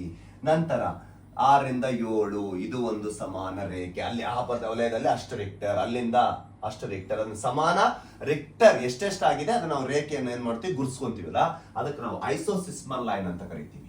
ಐಸೋಸಿಸ್ಮಲ್ ಲೈನ್ ಇಸ್ ಏನಪ್ಪಾ ಅಂತ ಬಂದಾಗ ಆ ಒಂದು ಎಲ್ಲಿ ಎಷ್ಟು ರಿಕ್ಟರ್ ಆಗಿದೆ ಅದನ್ನು ಪೂರಾ ಅಳೆದು ನಾವು ಇದ್ರ ಒಳಗ ಇಷ್ಟು ರಿಕ್ಟರ್ ಆಗಿದೆ, ಅಲ್ಲಿಂದ ನೆಕ್ಸ್ಟ್ ವಲಯದಲ್ಲಿ ಇಷ್ಟು ರಿಕ್ಟರ್ ಆಗಿದೆ, ಅದು ನಾವು ಏನ್ ಮಾಡ್ತೀವಿ, ಗುರುತಿಸ್ತೀವಲ್ಲ, ಅದಕ್ಕೆ ನಾವು ಸಮಾನವಾಗಿ ಗುರುತಿಸುವ ಐಸೋಸಿಸ್ಮಲ್ ಲೈನ್ಸ್ ಅಂತ ಕರಿತೀವಿ. ಹೀಗೆ ಈ ರೇಖೆಗಳು, ಐಸೋಸಿಸ್ಮಲ್ ರೇಖೆಗಳನ್ನು ಐಸೋಸಿಸ್ಮಲ್ ವಕ್ರಾಕೃತಿಗಳು ಎಂದು ಕರೆಯಲಾಗುತ್ತೆ. ಮತ್ತೆ ವಕ್ರಾಕೃತಿ ಎಲ್ಲ ಇರ್ತಾವು, ಅಮೀಬ ತರ. ಅದ್ರ ಒಳಗಡೆ ನಿರ್ದಿಷ್ಟ ಡಾಟಾ ಇರುತ್ತೆ, 6ರಿಂದ 7 ಅಷ್ಟು. ಅದರೊಳಗಡೆ ಇನ್ನೂ ಜಾಸ್ತಿ ಇರುತ್ತೆ, ಎಲ್ಲಿ ಎಪಿಸೆಂಟರ್ದಿಂದ. ಹೌದಾ? ಈ ರೀತಿ ನಾವು ಅದನ್ನ ಐಸೋಸಿಸ್ಮಲ್ ಲೈನ್ಸ್ ಅಂತ ಕರಿತೀವಿ. ಗೊತ್ತಿರ್ಲಿ. ನೆಕ್ಸ್ಟ್ ಬನ್ನಿ. ನಾವು ಹೇಳಿದ್ವಲ್ಲ ಭೂಕಂಪದ ವಲಯಗಳನ್ನ ನಾವು ರೋಮನ್ ಅಂಕಿಗಳಿಂದ ಗುರುತಿಸ್ತೀವಿ ಅಂತೇಳಿ. ನೋಡಿ, ಭಾರತದಲ್ಲಿ ಭೂಕಂಪದ ವಲಯದಲ್ಲಿ ರೋಮನ್ ಅಂಕಿ 1 ಬರಲ್ಲ. ಯಾಕಂದ್ರೆ ಇಂಡಿಯನ್ ಪ್ಲೇಟ್ ಇದು, ಗೊಂಡ್ವಾನ ಪ್ಲೇಟ್ ಇದು, ಇನ್ನೂ ಮೂವ್ಮೆಂಟ್ ಇದೆ. ಎಲ್ಲಿ ಹೊಡಿತಾ ಇದೆ? ಹಿಮಾಲಯ, ಲಾರೇಷನ್ ಪ್ಲೇಟಿಗೆ ಹೊಡಿತಾ ಇದೆ. ಭೂಕಂಪದ ವಲಯದಲ್ಲಿ ವಲಯ 1 ಭೂಕಂಪ ಸಂಭವಿಸದೇ ಇರುವ ವಲಯ ನಮ್ಮ ಭಾರತದಲ್ಲಿ ಇಲ್ಲ. ಅದು ಬಿಟ್ಟು 2ನೇ ವಲಯದಿಂದ ಪ್ರಾರಂಭವಾಗುತ್ತೆ. ಕಡಿಮೆ ತೀವ್ರತೆ ವಲಯ ಯಾವ ಬರ್ತಾವೆ? ರಾಜಸ್ಥಾನ, ಉತ್ತರ ಪ್ರದೇಶ, ಗುಜರಾತ್, ಹರಿಯಾಣ, ಮಧ್ಯಪ್ರದೇಶ, ನೋಡಿ ಒಡಿಶಾ, ಆಂಧ್ರ ಪ್ರದೇಶ, ತೆಲಂಗಾಣ, ಕರ್ನಾಟಕ, ತಮಿಳುನಾಡು. ನಮ್ಮ ಕರ್ನಾಟಕ ಕಡಿಮೆ ತೀವ್ರತೆ ವಲಯ ನೋಡಗ. ಇಲ್ಲಿ ಆಗಲ್ಲ ಭೂಕಂಪ. ಕರ್ನಾಟಕದ ಈ ಪ್ರದೇಶದಲ್ಲಿ ಭೂಕಂಪ. ಎಕ್ಸಾಂಪಲ್, ನಮ್ಮ ಕರ್ನಾಟಕ ಮಾತಾಡಕತ್ತೀನಿ ನೋಡಿ. ನೋಡಗ ಇಲ್ಲೆಲ್ಲ ನಮಗೆ ಭೂಕಂಪ ಆಗಲ್ಲ. ಕಡಿಮೆ ತೀವ್ರತೆ ವಲಯ. ಅದೇನಿದೆ, ಲೈಟ್ ಕಲರ್ ಇದೆ ನೋಡಿ. ಡಾರ್ಕ್ ಇದ್ದಿದ್ದು ನೋಡಿ, ತುಂಬಾ ಡೇಂಜರ್ ಝೋನ್ ಇದು. 5th ಝೋನ್ ಡಾರ್ಕ್ ಇದ್ದಿದ್ದು. ಇಲ್ಲೆಲ್ಲ ಭೂಕಂಪ. ಯಾಕ? ಇಲ್ಲಿ ಹಿಮಾಲಯ ಐತಲ್ಲ, ಪ್ಲೇಟ್ ಹೋಗಿ ಹೊಡಿತಾ ಇದೆಯಲ್ಲ, ಇಲ್ಲಿ ಫಾಲ್ಟ್ ಝೋನ್ ಬರುತ್ತಲ್ಲ, ಸಿಳಿಕೊಂಡಿದ್ದ ಪ್ರದೇಶ ಬರುತ್ತಲ್ಲ, ಹೌದಾ? ಫೋಲ್ಡಿಂಗ್ ಆಗ್ತಾನೆ ಇದೆ ಅಲ್ಲ ನೋಡಿ. ನಂತರ ವಲಯ 2 ಮಧ್ಯಮ ತೀವ್ರತೆ ವಲಯ. ನಾನು ಯಾವುದೋ ರಾಜ್ಯ ಹೇಳಿಕೆ ಅಂತ ಹೋಗಲ್ಲ. ವಲಯ 4 ತೀವ್ರತೆ ವಲಯ. ವಲಯ 5 ಅತಿ ತೀವ್ರತೆ ವಲಯ. ನೋಡಿ, ಈ ಪ್ಲೇಸ್ಗಳು ಇಂಪಾರ್ಟೆಂಟ್ ನೋಡಿ. ಅಸ್ಸಾಂ, ನಾಗಾಲ್ಯಾಂಡ್, ಮಣಿಪುರ್, ಮಿಜೋರಾಂ, ಅರುಣಾಚಲ ಪ್ರದೇಶ ಅಂದ್ರೆ ಈಶಾನ್ಯ ರಾಜ್ಯಗಳು. ಇಲ್ಲಿ ಮತ್ತೆ ಹಿಮಾಲಯ ಹಿಂಗೋಗಿ ಅರಕನ್ಯೂಮ್ ಅಂತ ಹಿಂಗ ಫೋಲ್ಡ್ ಆಗಿದೆ. ಮೊನ್ನೆ ಮಯನ್ಮಾರದಲ್ಲಿ ಭೂಕಂಪ ಆಯ್ತಲ್ಲ, ಅರಕನ್ಯೂಮ್ ಪ್ರದೇಶದಲ್ಲಿ ಎಷ್ಟೋ ಜನ ಸಾವಿಗೀಡಾದ್ರಲ್ಲ. ಮಯನ್ಮಾರ್, ಥೈಲ್ಯಾಂಡ್, ಲಾವೋಸ್ ಅಲ್ಲಿ 2025 ಮಾರ್ಚ್ ತಿಂಗಳಲ್ಲಿ ಆಯ್ತು ನೋಡಿ. 23 ಭೂಕಂಪ ಆಯ್ತು ನೋಡಿ, ಹೌದಾ? ಯಾಕಂದ್ರೆ ಇಲ್ಲಿ ಫಾಲ್ಟ್ ಝೋನ್ ಇದೆ. ಇದು ಹಿಂಗೆ ಕಂಟಿನ್ಯೂಸ್ ಆಗಿ ಅಂಡಮಾನ್ ನಿಕೋಬಾರ್ಗೆ ಹೋಗುತ್ತೆ. ಅದಕ್ಕೆ ಅಂಡಮಾನ್ ನಿಕೋಬಾರ್ ಹಿಂಗ್ ಫೋಲ್ಡ್ ಆಗಿದೆ. ಒಳಗಿಂದ ಬಂದ ದ್ವೀಪಗಳು ಇಲ್ಲಿ ಫೋಲ್ಡ್ ಆಗಿದೆ. ಹಿಮಾಲಯ ಇನ್ನೂ ಕಂಟಿನ್ಯೂಸ್ ಆಗಿ ಚಲನೆ ಇದೆ. ಹಿಮಾಲಯ ಫೋಲ್ಡ್ ಆಗ್ತಿದೆ ನೋಡಿ, ಹೈಟ್ ಹೆಚ್ಚಾಗ್ತಿದೆ. ಅದೇನಾಗುತ್ತೆ? ಹಠಾತ್ ಆಗುತ್ತೆ. ಅಲ್ಲಿ ಭೂಕಂಪಗಳಾಗ್ತಾವ ಜಾಸ್ತಿ, ಹೌದಾ? ನೇಪಾಳ, ಬಿಹಾರ, ಉತ್ತರ ಪ್ರದೇಶ ಅವೆಲ್ಲ ಝೋನ್ಗಳು ನೋಡಿ. ಇವೆಲ್ಲ ಡೇಂಜರ್ ಝೋನ್ ಇದೆಲ್ಲ. ಇದು ತುಂಬಾ ಡೇಂಜರ್ ಇದೆ. ಈ ಡಾರ್ಕ್ ಇರೋದು ಇನ್ನೂ ಡೇಂಜರ್ ನೋಡಿ. ಅಂಡಮಾನ್ ನಿಕೋಬಾರ್, ಗುಜರಾತ್, ಈ ಕಡೆ ಭುಜ್ ಭಾಗ, ಈ ಕಡೆ ನೋಡಿ ಇವೆಲ್ಲ ಹಿಮಾಲಯ ಭಾಗಗಳು, ಈ ಕಡೆ ನಾರ್ತ್ ಈಸ್ಟ್ ಇವೆಲ್ಲ ಪ್ರದೇಶಗಳು ನೋಡಿ. ಕೊಟ್ಟಿದ್ದಾರೆ ನೋಡಿ, ಅರುಣಾಚಲ ಪ್ರದೇಶ, ಈಶಾನ್ಯ ಪ್ರದೇಶ, ಜಮ್ಮು ಕಾಶ್ಮೀರದ ತುದಿ ಭಾಗಗಳು, ಹಿಮಾಲಯ ಪ್ರದೇಶ, ಪಶ್ಚಿಮ ಭಾಗ, ಹಿಮಾಲಯ ಪ್ರದೇಶದ ಪಶ್ಚಿಮ ಭಾಗ, ಉತ್ತರಾಖಂಡದ ಪೂರ್ವ ಭಾಗ, ಗುಜರಾತಿನ ಕಚ್ ಭಾಗ, ಉತ್ತರದ ಬಿಹಾರ್ ಭಾಗ ನೋಡಿ. ಗುಜರಾತಿನ ಕಚ್ ಭಾಗ, ಬಿಹಾರ್ ಭಾಗ, ಅಂಡಮಾನ್ ನಿಕೋಬಾರ್ ಭಾಗ. ಯಾಕಂದ್ರೆ ಇಲ್ಲಿ ಫಾಲ್ಟ್ ಇರುತ್ತೆ. ಫಾಲ್ಟ್ ಅಂದ್ರೆ ಗೊತ್ತಲ್ಲ, 2 ಭೂಫಲಕದ ನಡುವೆ ಇರ್ತಕ್ಕಂಥ ಪ್ರದೇಶ, ಸೀಳು, ಹೌದಾ? ಎಸ್. ನೋಡಿ, ಭಾರತದಲ್ಲಿ ಭೂಕಂಪಗಳು ದಕ್ಷಿಣ ಪರ್ಯಾಯ ಪ್ರಸ್ಥಭೂಮಿಯು ಭಾಗವು ಉತ್ತರದ ಏಷ್ಯಾದ ಭೂಭಾಗಕ್ಕೆ ಪ್ರತಿ ವರ್ಷಕ್ಕೆ 5 ಸೆಂಟಿಮೀಟರ್ ವೇಗದಲ್ಲಿ ಚಲಿಸ್ತಾ ಇದೆ. ನೋಡಿ, ಇದು ಹಿಂಗ್ ಚಲಿಸ್ತಾ ಇದೆ ನೋಡಿ. ಫಸ್ಟ್ ಇದು ಎಲ್ಲಿದ್ದು? ಗೊಂಡ್ವಾನ ಭಾಗ, ಆಫ್ರಿಕಾ ಟಚ್ ಇತ್ತು. ಆಫ್ರಿಕಾದಿಂದ ಏನಾಗಿದೆ? ಇದು ಚಲನೆ ಒಳಗಾಗಿದೆ. ಅದು ಹಿಂಗ ಚಲಿಸುತ್ತಾ ಬರ್ಬೇಕಾದ್ರೆ 71 ಮಿಲಿಯನ್ ಇಯರ್ಸ್ ಇಂದ ಇಲ್ಲಿತ್ತು. 55 million years, 38 million years, 10 million years, the present fold ಆಯ್ತು. ಹಿಮಾಲಯ ಫಾರ್ಮೇಶನ್ ಆಯ್ತು ನೋಡಿ. ಇದು ಹಿಂಗ್ ಭಾರತ, ಇದು ಸೈಡ್ ವ್ಯೂ ಹಿಂಗ್ ಚಲಿಸ್ತಾ ಇದೆ.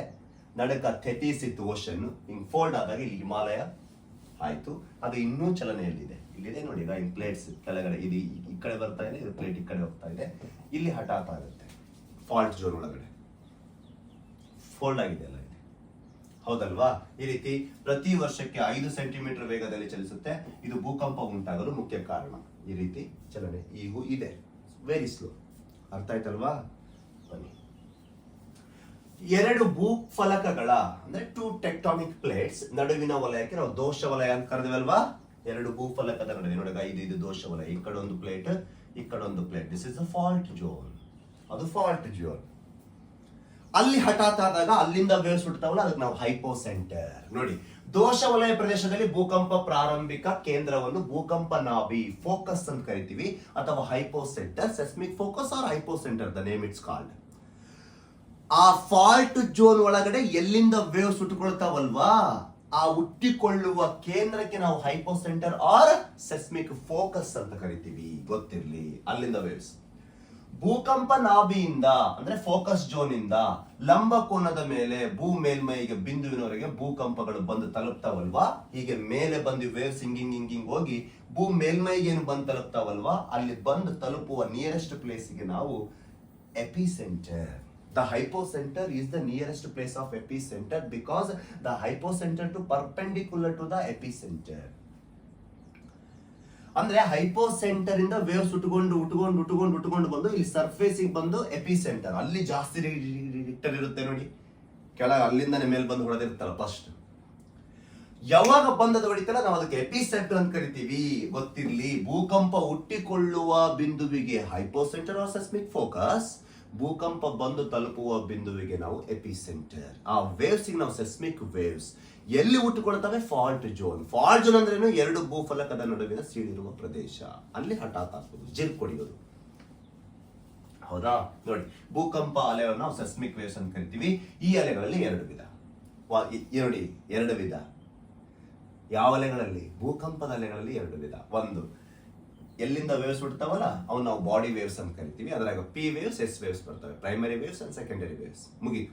ಆ ವೇವ್ಸ್ ಬಂದು ಎಪಿಸೆಂಟ್ರಿಗೆ ಹೊಡಿತಾವಲ್ಲ, ಅಲ್ಲಿಂದ ಮತ್ತೆ ಎರಡು ವೇವ್ಸ್ ಬಿಡ್ತವೆ. ಒಂದು ಯಾವ್ದಂತ ಬಂದಾಗ ಸರ್ಫೇಸ್ ವೇವ್ಸ್, ಇನ್ನೊಂದು ರಿಲೇ ವೇವ್ಸ್ ಅಂತ ಬರ್ತವೆ. ನೋಡಿಗ ಲವ್ ವೇವ್ಸ್, ಸರ್ಫೇಸ್ ವೇವ್ಸ್ ಅಂತ ಕರಿತೀವಿ, ಅಥವಾ ರಿಲೇ ವೇವ್ಸ್. ಈ ರೀತಿ ಹೋಗುತ್ತೆ ಸಮುದ್ರದ ಅಲೆಗಳ ತರ. ನಾವು ಇದಕ್ಕೆ ಏನ್ ಕರಿತೀವಿ ಅಂತಂದ್ರೆ ರಿಲೇ ವೇವ್ಸ್ ಅಂತ ಕರಿತೀವಿ. ಮೇಲ್ಮೈ ಅಲೆಗಳು, ಬಾಡಿ ವೇವ್ಸ್ ಎರಡು ವಿಧ. ಇಲ್ಲಿದೆ ನೋಡಿ,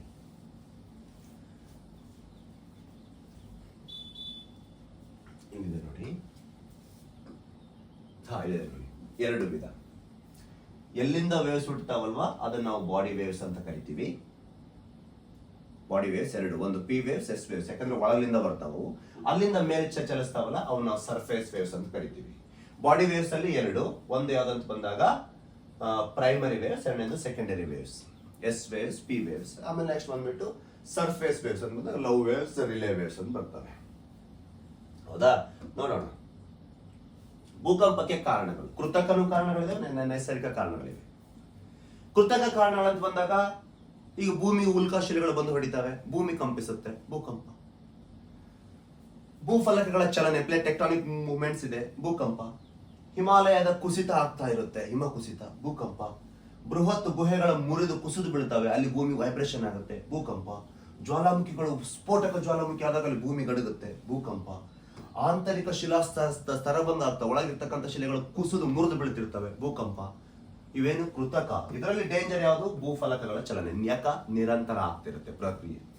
ನೈಸರ್ಗಿಕ, ನಮ್ಮಿಂದ ಕಾರಣ. ನಾವೇನ್ ಮಾಡ್ತೀವಿ? ಅಣು ಬಾಂಬ್ಗಳ ಪರೀಕ್ಷೆ, ನ್ಯೂಕ್ಲಿಯರ್ ಹೈಡ್ರೋಜನ್ ಬಾಂಬ್ಗಳು, ಭೂಮಿ ಕಂಪಿಸುತ್ತೆ. ನಂತರ ಬೃಹತ್ ಅಣೆಕಟ್ಟುಗಳ ನಿರ್ಮಾಣ ಮಾಡ್ತೀವಿ. ಅಣೆಕಟ್ಟು ನಿರ್ಮಾಣ ಮಾಡಿದಾಗ ಪ್ರೆಷರ್ ಬೀಳುತ್ತೆ, ಅಲ್ಲಿ ನೀರ್ ಪ್ರೆಷರ್ ಬಿದ್ದಾಗ ಭೂಮಿ ಏನಾಗುತ್ತೆ? ಕಂಪಿಸುತ್ತೆ. ಬೆಸ್ಟ್ ಎಕ್ಸಾಂಪಲ್ ಮಹಾರಾಷ್ಟ್ರದ ಕೊಯ್ನಾ, ನಾಗಾರ್ಜುನ, ಎಲ್ಲಿ ಆಂಧ್ರ ಪ್ರದೇಶ ಮತ್ತು ತೆಲಂಗಾಣ ಗಡಿ ಭಾಗದಲ್ಲಿ ನಾಗಾರ್ಜುನ. ಆಮೇಲೆ ತೆಹರಿ, ಭಾರತದ ಅತಿ ಎತ್ತರವಾದ ಅಣೆಕಟ್ಟು ಉತ್ತರಾಖಂಡ್ ತೆಹರಿ. ಆಮೇಲೆ ಅಮೆರಿಕದಲ್ಲಿ ಹೂವರ್ ಅಣೆಕಟ್ಟು, ಆಫ್ರಿಕಾದ ಖರೀಬಾ ಅಣೆಕಟ್ಟು ಜಾಂಬಿಯಾದಲ್ಲಿ, ಇಲ್ಲಿ ಪಾಕಿಸ್ತಾನ ಮಂಗಲ್ ಅಣೆಕಟ್ಟು ಅಂತಿದ್ದಾವೆ. ಇವೆಲ್ಲ ಅಣೆಕಟ್ಟಲ್ಲಿ ಭೂಕಂಪ ಆಗುತ್ತೆ, ಯಾಕಂದ್ರೆ ಅಲ್ಲಿ ಪ್ರೆಷರ್ ಬೀಳುತ್ತೆ. ಹೌದಾ? ಅಣೆಕಟ್ಟು ನಿರ್ಮಾಣ ಮಾಡಿದ್ರೆ ನಾವು ವಾಟರ್ ಸ್ಟೋರ್ ಮಾಡ್ತೀವಲ್ವಾ. ಹೌದಾ? ನೆಕ್ಸ್ಟ್ ಬಂದ್ಬಿಟ್ಟು ಬೃಹತ್ ಸುರಂಗಗಳ ನಿರ್ಮಾಣ, ರಸ್ತೆಗೆ ಅಂತಂದೇಳಿ ನಾವು ಸುರಂಗ ನಿರ್ಮಾಣ ಮಾಡ್ತೀವಿ. Best example Atal tunnel. ಹೌದಾ? ಅದನ್ನ ಸುರಂಗ ಮಾಡಬೇಕಾದ್ರೆ ಭೂಕಂಪ. ನೋಡಿ, ಅತಿ ಹೆಚ್ಚು ಜನಸಂಖ್ಯೆ ಮತ್ತು ಹೆಚ್ಚು ಕಟ್ಟಡಗಳ ಹೊಂದಿರುವ ಪ್ರದೇಶದಲ್ಲಿ ಕನ್ಸ್ಟ್ರಕ್ಷನ್ ಜಾಸ್ತಿ ನಾವು ಏನ್ ಮಾಡ್ತೀವಿ? ಮಿತಿಮೀರಿ ಕಟ್ತೀವಿ, ಎಕನಾಮಿಕ್ ಆಕ್ಟಿವಿಟೀಸ್ ಸಲುವಾಗಿ. ಅಲ್ಲಿ ಪಾಪ್ಯುಲೇಷನ್ ಹೆಚ್ಚಾಗುತ್ತೆ. ಬೆಸ್ಟ್ ಎಕ್ಸಾಂಪಲ್ ಕಲ್ಕತ್ತಾದಲ್ಲಿ ಆಯ್ತು, ಚೆನ್ನೈದಲ್ಲಿ ಆಯ್ತು, ಪುಣೆದಲ್ಲಿ ಆಯ್ತು. ಕೆಲವು ನೋಡಿ ಎಕ್ಸಾಂಪಲ್ ತಗೊಂಡಾಗ ಯಾವ್ದಂತ ಬಂದಾಗ ಈ ರಾಜಧಾನಿಗಳಲ್ಲಿ ಜಾಸ್ತಿ ಭೂಕಂಪ ಆಗಿದೆ. ಭುವನೇಶ್ವರದಲ್ಲಿ ಆಗಿದೆ, ಮೇಘಾಲಯದಲ್ಲಿ ಆಗಿದೆ, ಶಿಲಾಂಗ್ದಲ್ಲಿ ಆಗಿದೆ, ಹಿಮಾಚಲ ಪ್ರದೇಶದಲ್ಲಿ ಆಗಿದೆ, ಡೆಹ್ರಾಡೂನಲ್ಲಿ ಆಗಿದೆ. ಹೌದಲ್ವಾ? ಗಣಿಗಾರಿಕೆಯಲ್ಲಿ ನಾವು ಶಿಲೆ ಸ್ಫೋಟಿಸ್ತೀವಲ್ಲ, ಡೈನಮೈಟ್ ಬಳಸಿ ಶಿಲೆ ಸಿಡಿಸ್ತೀವಲ್ವಾ, ಅಲ್ಲಿ ಭೂಕಂಪ. ಏನು? ಮಾನವನ ಚಟುವಟಿಕೆಯಿಂದ. ನೋಡಿ, ಭೂಕಂಪದ ಹಂತದಲ್ಲಿ ಬಿಡುಗಡೆಯಾಗುವ ಪ್ರಾಥಮಿಕ ಅನಿಲ ಅಂದ್ರೆ ರೆಡಾನ್. ಪ್ರಶ್ನೆ ಕೇಳಿದಾನೆ. ಇದು ಪ್ರಕೃತಿಯಲ್ಲಿ ಹೊಸದಾಗಿ ನಮಗೆ ಬಿಡುಗಡೆಯಾಗುವ ಅನಿಲ ಅಂತ ಬಂದಾಗ ರೆಡಾನ್ ಅನಿಲ ಬಿಡುಗಡೆ ಆಗುತ್ತೆ. ಕೇಳ್ತಾನೆ ಪ್ರಶ್ನೆ, ಹುಷಾರಿ. ಇದು ಒಂದು ನೋಬೆಲ್ ಗ್ಯಾಸ್, ಜಡ ಅನಿಲ ಅಂತ ಕರಿತೀವಿ. ಎರಡನೇ ಟೇಬಲ್ ಲಾಸ್ಟಿಗೆ ಬರ್ತಾ ನೋಡಿ ನೋಬೆಲ್ ಗ್ಯಾಸ್ಗಳು. ಹೌದಾ? ಆದಾಗ್ಯೂ ಭೂಕಂಪದಿಂದ ಉಂಟಾಗುವ ಒತ್ತಡ ಬದಲಾವಣೆಯಿಂದಾಗಿ ಅಲ್ಲಿಂದ ಮತ್ತೆ ವಾತಾವರಣಕ್ಕೆ ಸೇರುವ ಇತರ ಅನಿಲಗಳು ಬಂದ ಇಂಗಾಲದ ಡೈಆಕ್ಸೈಡ್, ಮೀಥೇನ್, ಹೀಲಿಯಂ, ಹೈಡ್ರೋಜನ್, ಇತರೆ ಎಲ್ಲ ಅನಿಲಗಳಾಗ್ತವೆ.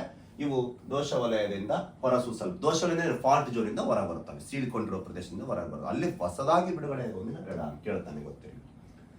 ಸಮತಲ ಭೂಕಂಪವು ಪಕ್ಕಕ್ಕೆ ಚಲಿಸಿ ಭೂಕಂಪ ಅಲೆಗಳು ಉಂಟಾಗುವ ನೆಲದ ಸಮತಲ ಸ್ಥಳಾಂತರ ಪತ್ತೆ ಮಾಡುತ್ತದೆ. ಆದರೆ ಲಂಬವಾದ ಭೂಕಂಪವು ನೆಲದ ಲಂಬ ಸ್ಥಳದ ಪತ್ತೆ ಮಾಡುತ್ತದೆ. ಸರ್, ಏನ್ ಸರ್ ಕೇಳಿಲ್ಲಿ? ಸಮತಲ ಭೂಕಂಪಗಳು ಅಂತ ಬಂದಾಗ ಭೂಮಿ ಮೇಲ್ಮೈಲಿರ್ತಕ್ಕಂಥ ಭೂಕಂಪಗಳು ಹಿಂಗ್ ಚಲಿಸ್ತವೆ, love waves and Rayleigh waves. Body waves ಅಂತ ಬಂದಾಗ ಲಂಬ, ಯಾಕಂದ್ರೆ ಒಳಗಿಂದ ಬರಬೇಕಲ್ಲ, ಲಂಬವಾಗಿ ಚಲಿಸ್ತವೆ. ಒಳಗ್ಲಿಂದ ಬರ್ತಕ್ಕಂಥ ವೇವ್ಸ್ಗೆ ನಾವು ಏನ್ ಬಳಸ್ತೀವಿ ಅಂತ ಬಂದಾಗ ಇದನ್ನ ಬಳಸ್ತೀವಿ. ವರ್ಟಿಕಲ್ ಏನ್ ಕಳ್ತೀವಿ, ಸಿಸ್ಮೋಗ್ರಾಫ್ ಬಳಸ್ತೀವಿ. It's vertical motion. ಭೂಮಿಯ ಮೇಲೆ ಆ ವೇವ್ಸ್ ಬಂದು ಹೊಡಿತು, ಸರ್ಫೇಸ್ ವೇವ್ಸ್ ಏನ್ ಚಲಿಸ್ತಾವಲ್ಲ, ಸಮತಲ ವೇವ್ಸ್ಗೆ ನಾವು ಹಾರಿಜಾಂಟಲ್ ಸಿಸ್ಮೋಗ್ರಾಫ್ ಅನ್ನು ಬಳಸ್ತೀವಿ. ಭೂಮಿಯ ಮೇಲೆ ನೋಡಿ, ಈಗ ಇದು ಈ ರೀತಿ ಇದೆ direction. This is iron ball, heavy wait ಇರುತ್ತೆ. ಇದು ನಿಡಲ್, ಇಲ್ಲಿರುತ್ತೆ, ಸಾರಿ ಸೂಜಿ, ಪೆನ್ ಇರುತ್ತೆ.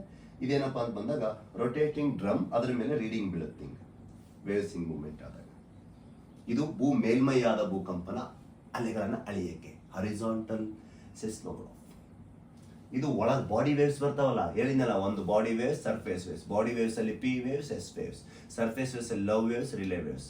ಬಾಡಿ ವೇವ್ಸ್ ಇದು ವರ್ಟಿಕಲ್ ಹಿಂಗ್ ಬರ್ತಾವಲ್ಲ ವೇವ್ಸ್, ಮತ್ತೆ ಸರ್ಫೇಸಿಗೆ ಮೇಲ್ ಬಂದು ಹೊಡಿತಾವಲ್ಲ ಒಳಗ್ಲಿಂದ, ಎರಡು. ಅದಕ್ಕೆ ಸಿಸ್ಮೋಗ್ರಾಫ್ ಅನ್ನು ಬಳಸ್ತೀವಿ. ಬಾಡಿ ವೇವ್ಸಿಗೆ ಒಂದು, ಸರ್ಫೇಸ್ ವೇವ್ಸಿಗೆ ಒಂದು.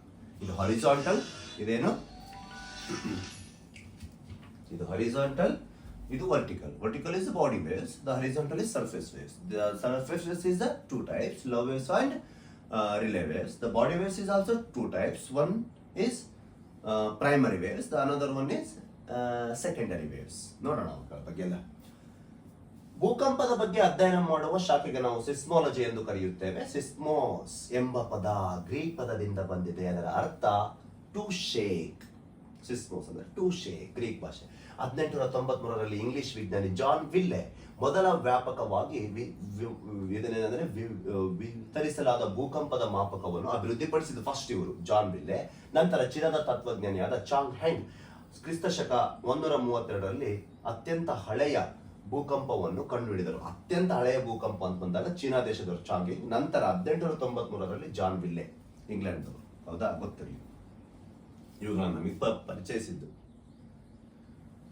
ರಿಕ್ಟರ್ ಮಾಪನ ಎಂದರೇನು ಕೇಳಿ. ಭೂಕಂಪದ ಅಲೆಗಳ ರಿಕ್ಟರ್ ಮಾಪಕ ಅಂತ ಬಂದಾಗ ಸಾಮಾನ್ಯವಾಗಿ ಸಂಕ್ಷಿಪ್ತವಾಗಿ ರಿಕ್ಟರ್ ಮಾಪಕ ಎಂದು ನಾವು ಕರಿತೀವಿ. ಅತ್ಯಂತ ಸಾಮಾನ್ಯ ಮಾನದಂಡವಾಗಿದೆ. ಇದನ್ನು 1930ರಲ್ಲಿ ಕ್ಯಾಲಿಫೋರ್ನಿಯಾದ, ಅಮೆರಿಕದ ಪಶ್ಚಿಮ ಭಾಗದ ಕ್ಯಾಲಿಫೋರ್ನಿಯಾದ institute of technology Charles F Richter ಅವರು ಭೂಕಂಪದ ಗಾತ್ರವನ್ನು ಹೋಲಿಸಲು ಗಣಿತ ಸಾಧನವಾಗಿ ಕಂಡುಹಿಡಿದರು.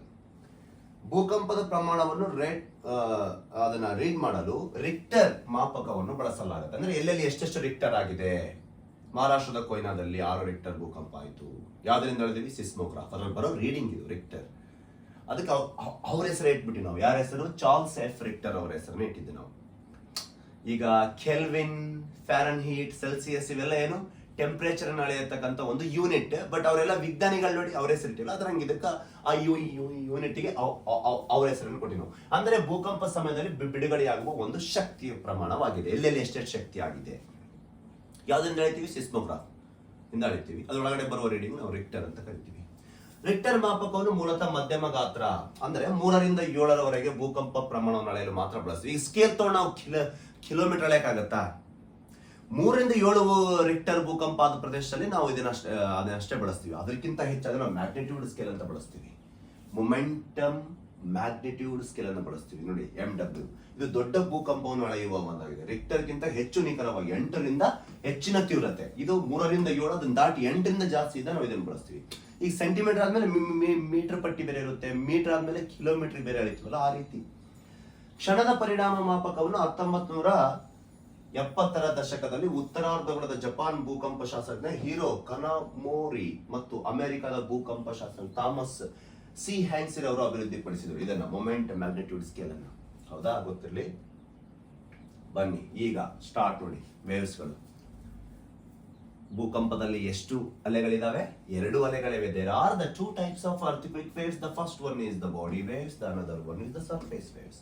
ಮೇಲ್ಮೈ ಅಲೆಗಳು, ಆಂತರಿಕ ಅಥವಾ ದೇಹದ ಅಲೆಗಳು. ಪೂರ್ತಿ ಕ್ಲಾಸ್ಗಳ ಬಿಡಬೇಡ. ಆಂತರಿಕ ಅಲೆಗಳು ಭೂಮಿಯ ಒಳಗದ ಮೂಲಕ ಚಲಿಸ್ತವೆ. ಕ್ರಸ್ಟ್ ಇದೆಯಲ್ಲ, ಅದ್ರ ಒಳಗಿಂದ ಎಲ್ಲಿಂದ ವೇವ್ಸ್ ಫಾಲ್ಟ್ ಇರುತ್ತಲ್ಲ, ಈ ಫಾಲ್ಟ್ ಝೋನ್ ಇಂದ ಇಲ್ಲೊಂದು ಪ್ಲೇಟ್ ಇದೆ, ಇಲ್ಲೊಂದು ಪ್ಲೇಟ್ ಇದೆ. ಆ ಫಾಲ್ಟ್ ಝೋನ್ ಇದೆ ಅಲ್ವಾ, ದೋಷದ ವಲಯ, ಅಲ್ಲಿಂದ ವೇವ್ಸ್ ಗಳೇನು ಬರ್ತಾವಲ್ಲ, ಅದಕ್ಕೆ ನಾವು ಬಾಡಿ ವೇವ್ಸ್ ಅಂತ ಕರಿತೀವಿ. ಅದಾದ್ಮೇಲೆ ಮೇಲ್ಮೈ ಭೂಮಿಯ ಮೇಲೆ ಚಲಿಸ್ತಾವಲ್ಲ ವೇವ್ಸ್, ಅದಕ್ಕೆ ಸರ್ಫೇಸ್ ವೇವ್ಸ್ ಅಂತ ಕರಿತೀವಿ. ಬಾಡಿ ವೇವ್ಸ್ ಆದ್ಮೇಲೆ ಅದೇ ಮೇಲ್ಮೈ ನೀರಿನ ಮೇಲೆ ಅಲೆಗಳಂತೆ ಶಿಲಾಪದರಗಳು ಚಲಿಸ್ತಾವೆ. ಮೇಲೆ ಇವೆಲ್ಲ ಪ್ಲೇಟ್ಸ್ ನೋಡಿ ಈ ರೀತಿ ಚಲಿಸ್ತವೆ, ಮೂವ್ಮೆಂಟ್ ಆಗ್ತಾವೆ ಭೂಮಿ ಮೇಲೆ. ಅದಕ್ಕೆ ನಾವು ಸರ್ಫೇಸ್ ವೇವ್ಸ್. ಒಳಗಿಂದ ಬಂದ್ರೆ ಬಾಡಿ ವೇವ್ಸ್. ಬಾಡಿ ವೇವ್ಸ್ ಅಲ್ಲಿ ಎಷ್ಟು ವಿಧ? ಎರಡು ವಿಧ. ಒಂದು ಪ್ರಾಥಮಿಕ ಅಲೆ, ಇನ್ನೊಂದು ದ್ವಿತೀಯ ಅಲೆ. Primary waves and secondary waves, P waves and S waves. This is the longitudinal waves, this is the transverse waves. ನೋಡೋಣ ನೆಕ್ಸ್ಟ್ ಹೇಳ್ತೀನಿ. ಇದರಲ್ಲಿ ಎರಡು ವಿಧ ಮೇಲ್ಮೈ ಅಲೆಗಳಲ್ಲಿ. ಒಂದು ಲವ್ ವೇವ್ಸ್, ಇನ್ನೊಂದು Rayleigh waves. Surface waves and Rayleigh waves, there are two types. Body waves ಅಲ್ಲಿ ಎರಡು, ಇದರಲ್ಲಿ ಎರಡು. ನೋಡೋಣ ಆಂತರಿಕ ಅಲೆಗಳೀಗ. ಬಾಡಿ ವೇವ್ಸ್ ನೋಡೋಣ ಫಸ್ಟ್. ಒಳಗಿಂದ ಭೂಕಂಪ ಸ್ಟಾರ್ಟ್ ಆಗುತ್ತಲ್ಲ, ಎಲ್ಲಿಂದ? Fault zone. ಅಲ್ಲಿಂದ ಏಕೆ? ಎರಡು ಭೂಫಲಕಗಳ ನಡುವಿನ ಪ್ರದೇಶ ಏನಾಯ್ತು? ಹಠಾತ್ ಆಯ್ತು, ಜಿರ್ಕ್ ಹೊಡಿತು. ಅಲ್ಲಿಂದ ಏನು ಹುಡ್ತವೆ? ವೇವ್ಸ್. ಆ ಹುಟ್ಟಿಗಳು ಬಿಂದುಗೆ ಏನ್ ಕರಿತೀವಿ? ಹುಟ್ಟಿಗಳು ಬಿಂದು ಏನ್ ಕರಿತೀವಿ? ಹೈಪೋಸೆಂಟರ್. ಅಲ್ಲಿಂದ ವೇವ್ಸ್ ಬರಕತ್ತಾವಿಲ್ಲ, ಈಗ ಸುತ್ತ ಸೌಂಡ್ ವೇವ್ಸ್ ತರ ಬರಕತ್ತವೆ, ಅವಕ್ಕೆ ನಾವು ಬಾಡಿ ವೇವ್ಸ್, ಪ್ರಾಥಮಿಕ ಅಲೆಗಳು. ಅದರಲ್ಲಿ ಎರಡು ವಿಧ. ಈಗ ಒಳಗಿಂದ ಬರುವ ಅಲೆಗಳಲ್ಲಿ ಎರಡು ವಿಧ. ಒಳಗಿಂದ ಬರುವ ಅಲೆಗಳಲ್ಲಿ ಎರಡು ವಿಧ. ಒಂದು ಪ್ರೈಮರಿ ವೇವ್ಸ್, ಲಾಂಗಿಟ್ಯೂಡಿನಲ್ ವೇವ್ಸ್ ಅಂತ ಕರಿತೀವಿ. ಇನ್ನೊಂದು ಯಾವ್ದಂತ ಬಂದಾಗ ಸೆಕೆಂಡರಿ ವೇವ್ಸ್, ಟ್ರಾನ್ಸ್ವರ್ಸ್ ವೇವ್ಸ್. ಯಾಕೆ ಕರಿತೀವಿ ನೋಡೋಣ ಈಗ. ನೋಡೋಣ ಬನ್ನಿ. ಫಸ್ಟ್ ಒಳಗಿಂದ ಬರುವ ಅಲೆಗಳು ನೋಡಕತ್ತೀವಿ ಈಗ, ಭೂಮಿಯ ಒಳಗಿಂದ ಬಾಡಿ ವೇವ್ಸ್. ಬನ್ನಿ. ಬಾಡಿ ವೇವ್ಸ್ ಅಂತ ಬಂದಾಗ ಅದರಲ್ಲಿ ಮೊದಲನೇದಾಗಿ ಪಿ ವೇವ್ಸ್, ಪ್ರೈಮರಿ ವೇವ್ಸ್. ಇದರ ಕ್ಯಾರೆಕ್ಟರಿಸ್ಟಿಕ್ ನೋಡಿ, ಇದರ ಒಂದು ಗುಣಲಕ್ಷಣ ನೋಡಿ. ಪ್ರಾಥಮಿಕ ಅಲೆಗಳು ನೀಲ ಅಲೆಗಳು, ಪ್ರೈಮರಿ ವೇವ್ಸ್, ಲಾಂಗಿಟ್ಯೂಡಿನಲ್ ವೇವ್ಸ್ ಅಂತ ಕರೆಸಿಕೊಳ್ತವೆ. ಯಾಕೆ ನೀಳ ಅಲೆಗಳು ಅಂತ ಬಂದಾಗ ಇವು ನೀಳವಾಗಿ ಚಲಿಸ್ತವೆ, ಲಾಂಗಿಟ್ಯೂಡ್ನಲ್ಲಿ ಚಲಿಸ್ತವೆ. ಈಗ ಭೂಮಿಯ ಒಳಗಡೆ ಎಲ್ಲಿಂದ ಹೈಪೋಸೆಂಟ್ರಿಂದ ವೇವ್ಸ್ ಬರುತ್ತಲ್ಲ, ಅದು ಹಿಂಗೆ ಪುಷ್ ಮಾಡುತ್ತೆ. ಹಿಂಗ ಅಲೆಗಳು ಒಂದಕ್ಕೊಂದು ಪ್ಲೇಟ್ ಹಿಂಗೆ ಹೊಡ್ಕೊಂತ ಮೇಲೆ ಬರುತ್ತೆ. ಪುಷ್ಡ್ ವೇವ್ ಇದು. ದಬ್ಕೊಂಡ್ ಬೈ. ಫಾರ್ ಎಕ್ಸಾಂಪಲ್, ಈಗ ಗೂಡ್ಸ್ ಗಾಡಿ ಇರುತ್ತಲ್ವಾ ಟ್ರೈನ್ ಒಳಗ, ಅದನ್ನ ನಿಂತಾಗ ನೋಡಿ ಒಂದಕ್ಕೊಂದು ಬೋಗಿ ಟಚ್ ಆಗುತ್ತೆ, ಗಡ್ ಗಡ್ ಗಡ್ ಗಡ್ ಗಡ್ ಗಡ್ ಟಚ್ ಆಗುತ್ತೆ. ಅಂದ್ರೆ ಹಿಂಗೆ ದಬ್ಬಿದಾಗ ಹಿಂಗೆ ಏನಾಗುತ್ತೆ, ಒಂದಕ್ಕೊಂದು ಹೊಡ್ಕೊಂತ ಹೋಗ್ತೀವಿ. ಫಾರ್ ಎಕ್ಸಾಂಪಲ್, ನಾವಿಂದ 5 ಜನ ಅದೀವಿ ಅಂತ ತಿಳ್ಕೊರಿ. ಎಲ್ಲರಿಗೆ ಹಿಂಗ ಹಿಂಗೆ ನಿಂತೀವಿ, ಯಾವ್ದಕ್ಕೋ ಕ್ಯೂ ನಿಂತೀವಿ, ಟಿಕೆಟ್ ತಗೊಳ್ತಾ ಇದೀವಿ. ಲಾಸ್ಟ್ ಡೌನಿಗೆ ಒಬ್ಬನ ಯಾರೋ ಹಿಂಗೆ ಜೋರ್ ದಬ್ಬಿದ್ರೆ ಒಬ್ಬನಿಗೊಬ್ಬನ ಬಡದ ಹಿಂಗೆ ಮುಂದಕ್ಕೆ ಹೋಗ್ತೀವಿ ನಾವು. ಪುಷ್ಡ್ ವೇವ್ ಇದು. Longitudinal waves is the pushed wave. This is the primary wave. ಯಾಕೆ ಪ್ರೈಮರಿ ವೇವ್? ಫಸ್ಟ್ ಎಲೆನೆ ಬಂದು ಸರ್ಫೇಸ್ ಟಚ್ ಆಗೋದು, ಇದ್ರ ವೇಗ ಜಾಸ್ತಿ. ಪುಷ್ಡ್ ವೇವ್ ನೀಳವಾಗಿ ಚಲಿಸುತ್ತೆ, ಅಡ್ಡ ತಿಡ್ಡಿ ಚಲಿಸಲ್ಲ, ನೀಳವಾಗಿ ಚಲಿಸೋದು. ತೋರಿಸ್ತೀನಿ ನಿಮಗೆ ಅದು ಹೇಗೆ ಚಲಿಸುತ್ತೆ ಅಂತ ಹೇಳಿ. ಫಸ್ಟ್ ಅದು ನೋಡ್ಕೊಂಬಿಡಿ. This is the pushed wave. ನೋಡಿ, ಸಾರಿ, ದಿಸ್ ಇಸ್ ಇದಲ್ಲ, ಇಲ್ಲಿದೆ. This is the pushed wave. ನೋಡು, ಅದಲ್ವಾ? ಈ ರೀತಿ ಒಂದು ಪ್ಲೇಟ್ ಹಿಂಗ್ ಮೂವ್ಮೆಂಟ್ ಆದಾಗ, ಹಿಂಗ್ ಹೊಡೆದಾಗ ಹಿಂಗ್ ವೇವ್ಸ್ ಹಿಂಗ್ ಹೋಗ್ತವೆ. ಪುಷ್ಡ್ ವೇವ್ ನೋಡಿ, ಇಲ್ಲಿ ಬೇಕಾದ್ರೆ ನೋಡಾಗ pushed wave. This is the pushed wave. Pushed wave ಅಂತ ಬಂದಾಗ ಅಲೆಗಳು ಒಂದಕ್ಕೊಂದು ಹೊಡ್ಕೊಂತ ಹೋಗುತ್ತೆ. ಇಲ್ಲಿ ನೋಡಿ, ಪುಷ್ಡ್ ವೇವ್ ಇವುಗಳನ್ನು ತಳ್ಳುವ ಅಲೆಗಳೆಂದು ಕರೆಯುತ್ತೇವೆ. ಅತಿ ವೇಗವಾಗಿ ಚಲಿಸುವ ಅಲೆಗಳು ಭೂಮೇಲ್ಮೈಗೆ ಪ್ರಥಮವಾಗಿ ತಲುಪುವುದರಿಂದ ಪ್ರಾಥಮಿಕ ಅಲೆಗಳು. ಫಸ್ಟ್ ಹೈಪೋಸೆಂಟ್ರಿಂದ ಎಪಿಸೆಂಟ್ರಿಗೆ ಫಸ್ಟ್ ಬಂದು ಟಚ್ ಆಗುವ ಅಲೆಗಳೇ ಇವೆ. ಬಾಡಿ ವೇವ್ಸ್ ಇಂದ ಬಂದು ಮೇಲೆ ಸರ್ಫೇಸ್ಗೆ ಪುಷ್ ಒಂದಕ್ಕೊಂದು ಬಡ್ಕೊಂಡ್ ಆ ಬಿಲ್ಡಿಂಗ್ ಏನಾಗುತ್ತೆ, ಹಿಂಗ್ ಮೇಲೆ ಕೆಳಗಾಗುತ್ತೆ. ಹೌದಾ? ಪುಷ್ಡ್ ವೇವ್ ಬಂದು ಹೊಡಿತೀವಿ, ಬಂದು ಸರ್ಫೇಸ್ಗೆ. ಪ್ಲೇಟ್ ಏನಾಗುತ್ತೆ, ಮೇಲೆ ಎದ್ದು ಕೆಳಗೆ ಇಳಿಯುತ್ತೆ. ಪುಷ್ಡ್ ವೇವ್ ನೋಡಿ. ಪಿ ತರಂಗಗಳು ಭೂಮಿಯ ಹೊರಪದರವನ್ನು ಸರಿಸುಮಾರು 6 ರಿಂದ 8 ಕಿಲೋಮೀಟರ್ ಪರ್ ಸೆಕೆಂಡ್ ವೇಗದಲ್ಲಿ ಚಲಿಸ್ತವೆ. 6 ರಿಂದ 8 ಕಿಲೋಮೀಟರ್ ಪರ್ ಸೆಕೆಂಡ್ ವೇಗದಲ್ಲಿ ಭೂಮಿಯ ಮಧ್ಯಮದ ಬಳಿ ಇವು ತರಂಗಗಳು 10 ರಿಂದ 4 ಕಿಲೋಮೀಟರ್ ವೇಗದಲ್ಲಿ ಚಲಿಸ್ತವೆ. ಯಾಕಂದ್ರೆ ಒಳಗಡೆ ಡೆನ್ಸಿಟಿ ಇನ್ಕ್ರೀಸ್ ಆಗುತ್ತಲ್ಲ, ಅವಾಗ ಅದರದ್ದು ಏನಾಗುತ್ತೆ, ಸ್ಪೀಡ್ ಹೆಚ್ಚಕ್ಕೆ ಅಂತ ಹೋಗುತ್ತೆ. ಶಬ್ದದ ತರಂಗಗಳ ಅಲೆಗಳಂತೆ ಚಲಿಸುವ ಅಲೆಗಳಾಗಿರ್ತವೆ. ಯಾವ waves? Pushed waves. Pushed waves first ಬಂದು ತಲುಪುವ ಅಲೆಗಳು ನೋಡಿ. ಹಿಂಗ ಪ್ಲೇಟ್ ಈ ಕಡೆ ಇದಾಗತ್ತೆ ತಂದ್ಮೇಲೆ ಮೂವ್ಮೆಂಟ್ ಇಲ್ಲಿ ನೋಡಿ. ಈಗ ಕಂಬದು ವೈರ್ ಕಟ್ಟಾಗಿ ಬಿದ್ದ್ಬಿಡ್ತದೆ. ಯಾಕಂದ್ರೆ ಪ್ಲೇಟ್ ಹಿಂದಕ್ಕ ಮುಂದಕ್ಕೆ ಹಾಕತ್ತೆ ತಂದ್ಮೇಲೆ ಆ ವೈರ್ ಏನಾಗ್ತವೆ, ಹರಿದು ಬಿದ್ದ್ಬಿಡ್ತಾವೆ ಕೆಳಗಡೆ. ಪುಷ್ಡ್ ವೇವ್ ಇದು. ಪ್ಲೇಟ್ ಹಿಂಗ್ ಮೂವ್ಮೆಂಟ್ ಆಗುತ್ತೆ. ಒಳಗಿಂದ ಬರ್ತಾವಲ್ಲ ಅಲೆಗಳಿವು, ಒಳಗಿಂದ ಅಲೆಗಳು ಬರ್ತವೆ ಹಿಂಗ. ಎಲ್ಲಿ? Body waves. ಬಾಡಿ ವೇವ್ಸ್ ಹಿಂಗ್ ಮೂವ್ಮೆಂಟ್ ಆದಾಗ ಮತ್ತೆ ಇಲ್ಲಿ ಏನಾಗುತ್ತೆ, ವೇವ್ಸ್ ಹಿಂಗ್ ಆಗೋದ್ರಿಂದ ಇವೇನಾಗುತ್ತೆ, ಇಲ್ಲಿ ಹರಿದು ಬಿದ್ದ್ಬಿಡ್ತವೆ. ಹೌದಾ? Pushed wave. ಪ್ರಾಥಮಿಕ ಅಲೆಗಳು, ತಳ್ಳುವ ಅಲೆಗಳು, ಭೂಮಿಗೆ ಮೊದಲು ಬಂದು ತಲುಪುವ ಅಲೆಗಳಾದ ಪ್ರಾಥಮಿಕ ಅಲೆಗಳು, ಪುಷ್ಡ್ ವೇವ್ಸ್. ಮೋಷನ್ ಹೆಂಗಿರುತ್ತೆ, ಹಿಂಗೆ ಹಿಂದಕ್ಕ ಮುಂದಕ್ಕ ಇರುತ್ತೆ. ಅವಾಗ ಏನಾಗುತ್ತೆ, ಪ್ಲೇಟ್ಸ್ಗಳನ್ನು ಸಹ ಹಿಂದಕ್ಕ ಮುಂದಕ್ಕ ಚಲಿಸ್ತವೆ. ಸರ್ಫೇಸ್ ಇಂದ, ಬಾಡಿಯಿಂದ ಸರ್ಫೇಸ್ ತನಕ ಇರುತ್ತೆ ಇದು. ಹೌದಾ? ಪುಷ್ಡ್ ವೇವ್ ಗೊತ್ತಿರಲಿ. ತಳ್ಳುವ ಅಲೆಗಳು ಇವು 3 ಮಾಧ್ಯಮದಲ್ಲಿ ಚಲಿಸ್ತಾವ: ಘನ, ದ್ರವ, ಅನಿಲ. ಅದು ಆಮೇಲೆ ನೋಡಮ್ಮ, ಮಾಧ್ಯಮ ಈಗ ಇದು ಮಾಡಬೇಡಿ ನೀವು, ಕ್ವಶನ್ ಮಾರ್ಕೆಟ್ಗಳೇ ಅಷ್ಟೇ. ಪುಷ್ಡ್ ವೇವ್ ಇದು. ಹೌದಾ? ಇದಾದ ನಂತರ ಬರುವ ಅಲೆ ಯಾವ್ದಂತಂದ್ರೆ ಎಸ್ ವೇವ್, ಸೆಕೆಂಡರಿ ವೇವ್ಸ್. ಇದು ಯಾವ ವೇವ್ಸ್? ಇದು ಶೇಕ್ಡ್ ವೇವ್ಸ್. ನೋಡಿ, ದ್ವಿತೀಯ ಅಲೆಗಳು. ಯಾಕ? ಪ್ರಾಥಮಿಕ ಅಲೆಯ ನಂತರ ಹುಟ್ಟಿಕೊಳ್ಳುವ ಅಲೆಗಳು. ಯಾಕಂದ್ರೆ ಪುಷ್ಡ್ ವೇವ್ ಸ್ಟೇ ಡೈರೆಕ್ಷನ್ ಅಲ್ಲ, ಅದಕ್ಕೆ ಇದು ಸ್ಟೇಟ್ ಆಗಿ ಏನಾಗುತ್ತೆ, ಮೇಲೆ ಮೂವ್ಮೆಂಟ್ ಆಗತ್ತೆ ಬಿಡುತ್ತೆ. ಅಡ್ಡ ಅಲೆ ಅಂದ್ರೆ ಹಾವಿನ ತರ ಚಲಿಸುತ್ತೆ. ಇಲ್ಲಿ ನೋಡಿ, ಅಡ್ಡ ಅಲೆಗಳಂದ್ರೆ ಈ ರೀತಿ. This is a pushed wave. The next one is ನೋಡಿ, ಈಗ ಭೂಮಿ ಹಿಂಗ್ ಪ್ಲೇಟ್ ಆಗುತ್ತೆ ಮೂವ್ಮೆಂಟ್. ಈ ರೀತಿ ಶೇಕ್ಡ್ ವೇವ್ಸ್, ಬಾಡಿ ವೇವ್ಸ್, ಒಳಗ್ಲಿಂದ ಮೇಲೆ. ಇದು ಬಿಡಿ, ಇದು third wave. First pushed wave, ಪ್ಲೇಟಿಂಗ್ ಮುಂದಕ್ಕಾಗುತ್ತೆ ಮೇಲೆ, ಬಾಡಿಯಿಂದ ಬರುತ್ತಲ್ವಾ. ಸೆಕೆಂಡ್ ಬಾಡಿಯಿಂದ ಬರ್ತಕ್ಕಂಥ ವೇವ್ಸ್ ಅದು, ಇದು ಪ್ಲೇಟಿಂಗ್ ಮೂವ್ಮೆಂಟ್ ಆಗುತ್ತೆ. ಇದು ಯಾವ ವೇವ್ಸ್? ಇದು ಸೆಕೆಂಡ್ ವೇವ್ಸ್. ಇದು ಆದ ನಂತರ ಬರುವ ಅಲೆ. ಇದು ಪ್ರಾಥಮಿಕ ಅಲೆ ನಂತರ ಬರುವ ಅಲೆ, ದ್ವಿತೀಯ ಅಲೆ ಇದು. ಅದಕ್ಕೆ ಸೆಕೆಂಡರಿ ವೇವ್ಸ್, ಟ್ರಾನ್ಸ್ವರ್ಸ್ ವೇವ್ಸ್. ಯಾಕಂದ್ರೆ ಆ ಕಡೆ ಚಲಿಸುತ್ತಲ್ಲ, ಟ್ರಾನ್ಸ್ವರ್ಸ್ ಮಾಡಿರುತ್ತಲ್ಲ, ಅಡ್ಡ ಅಲೆ. ಅದು ಲಾಂಗಿಟ್ಯೂಡನಲ್ ವೇವ್ಸ್, ಪುಷ್ಡ್ ವೇವ್ಸ್. ಇದು ಟ್ರಾನ್ಸ್ವರ್ಸ್ ವೇವ್ಸ್, ಅಡ್ಡ ಅಲೆಗಳು. ಹೌದಾ? ಇವು ನಾವು ಕುಲುಕುವ ಅಲೆ ಅಂತ ಕರಿತೀವಿ.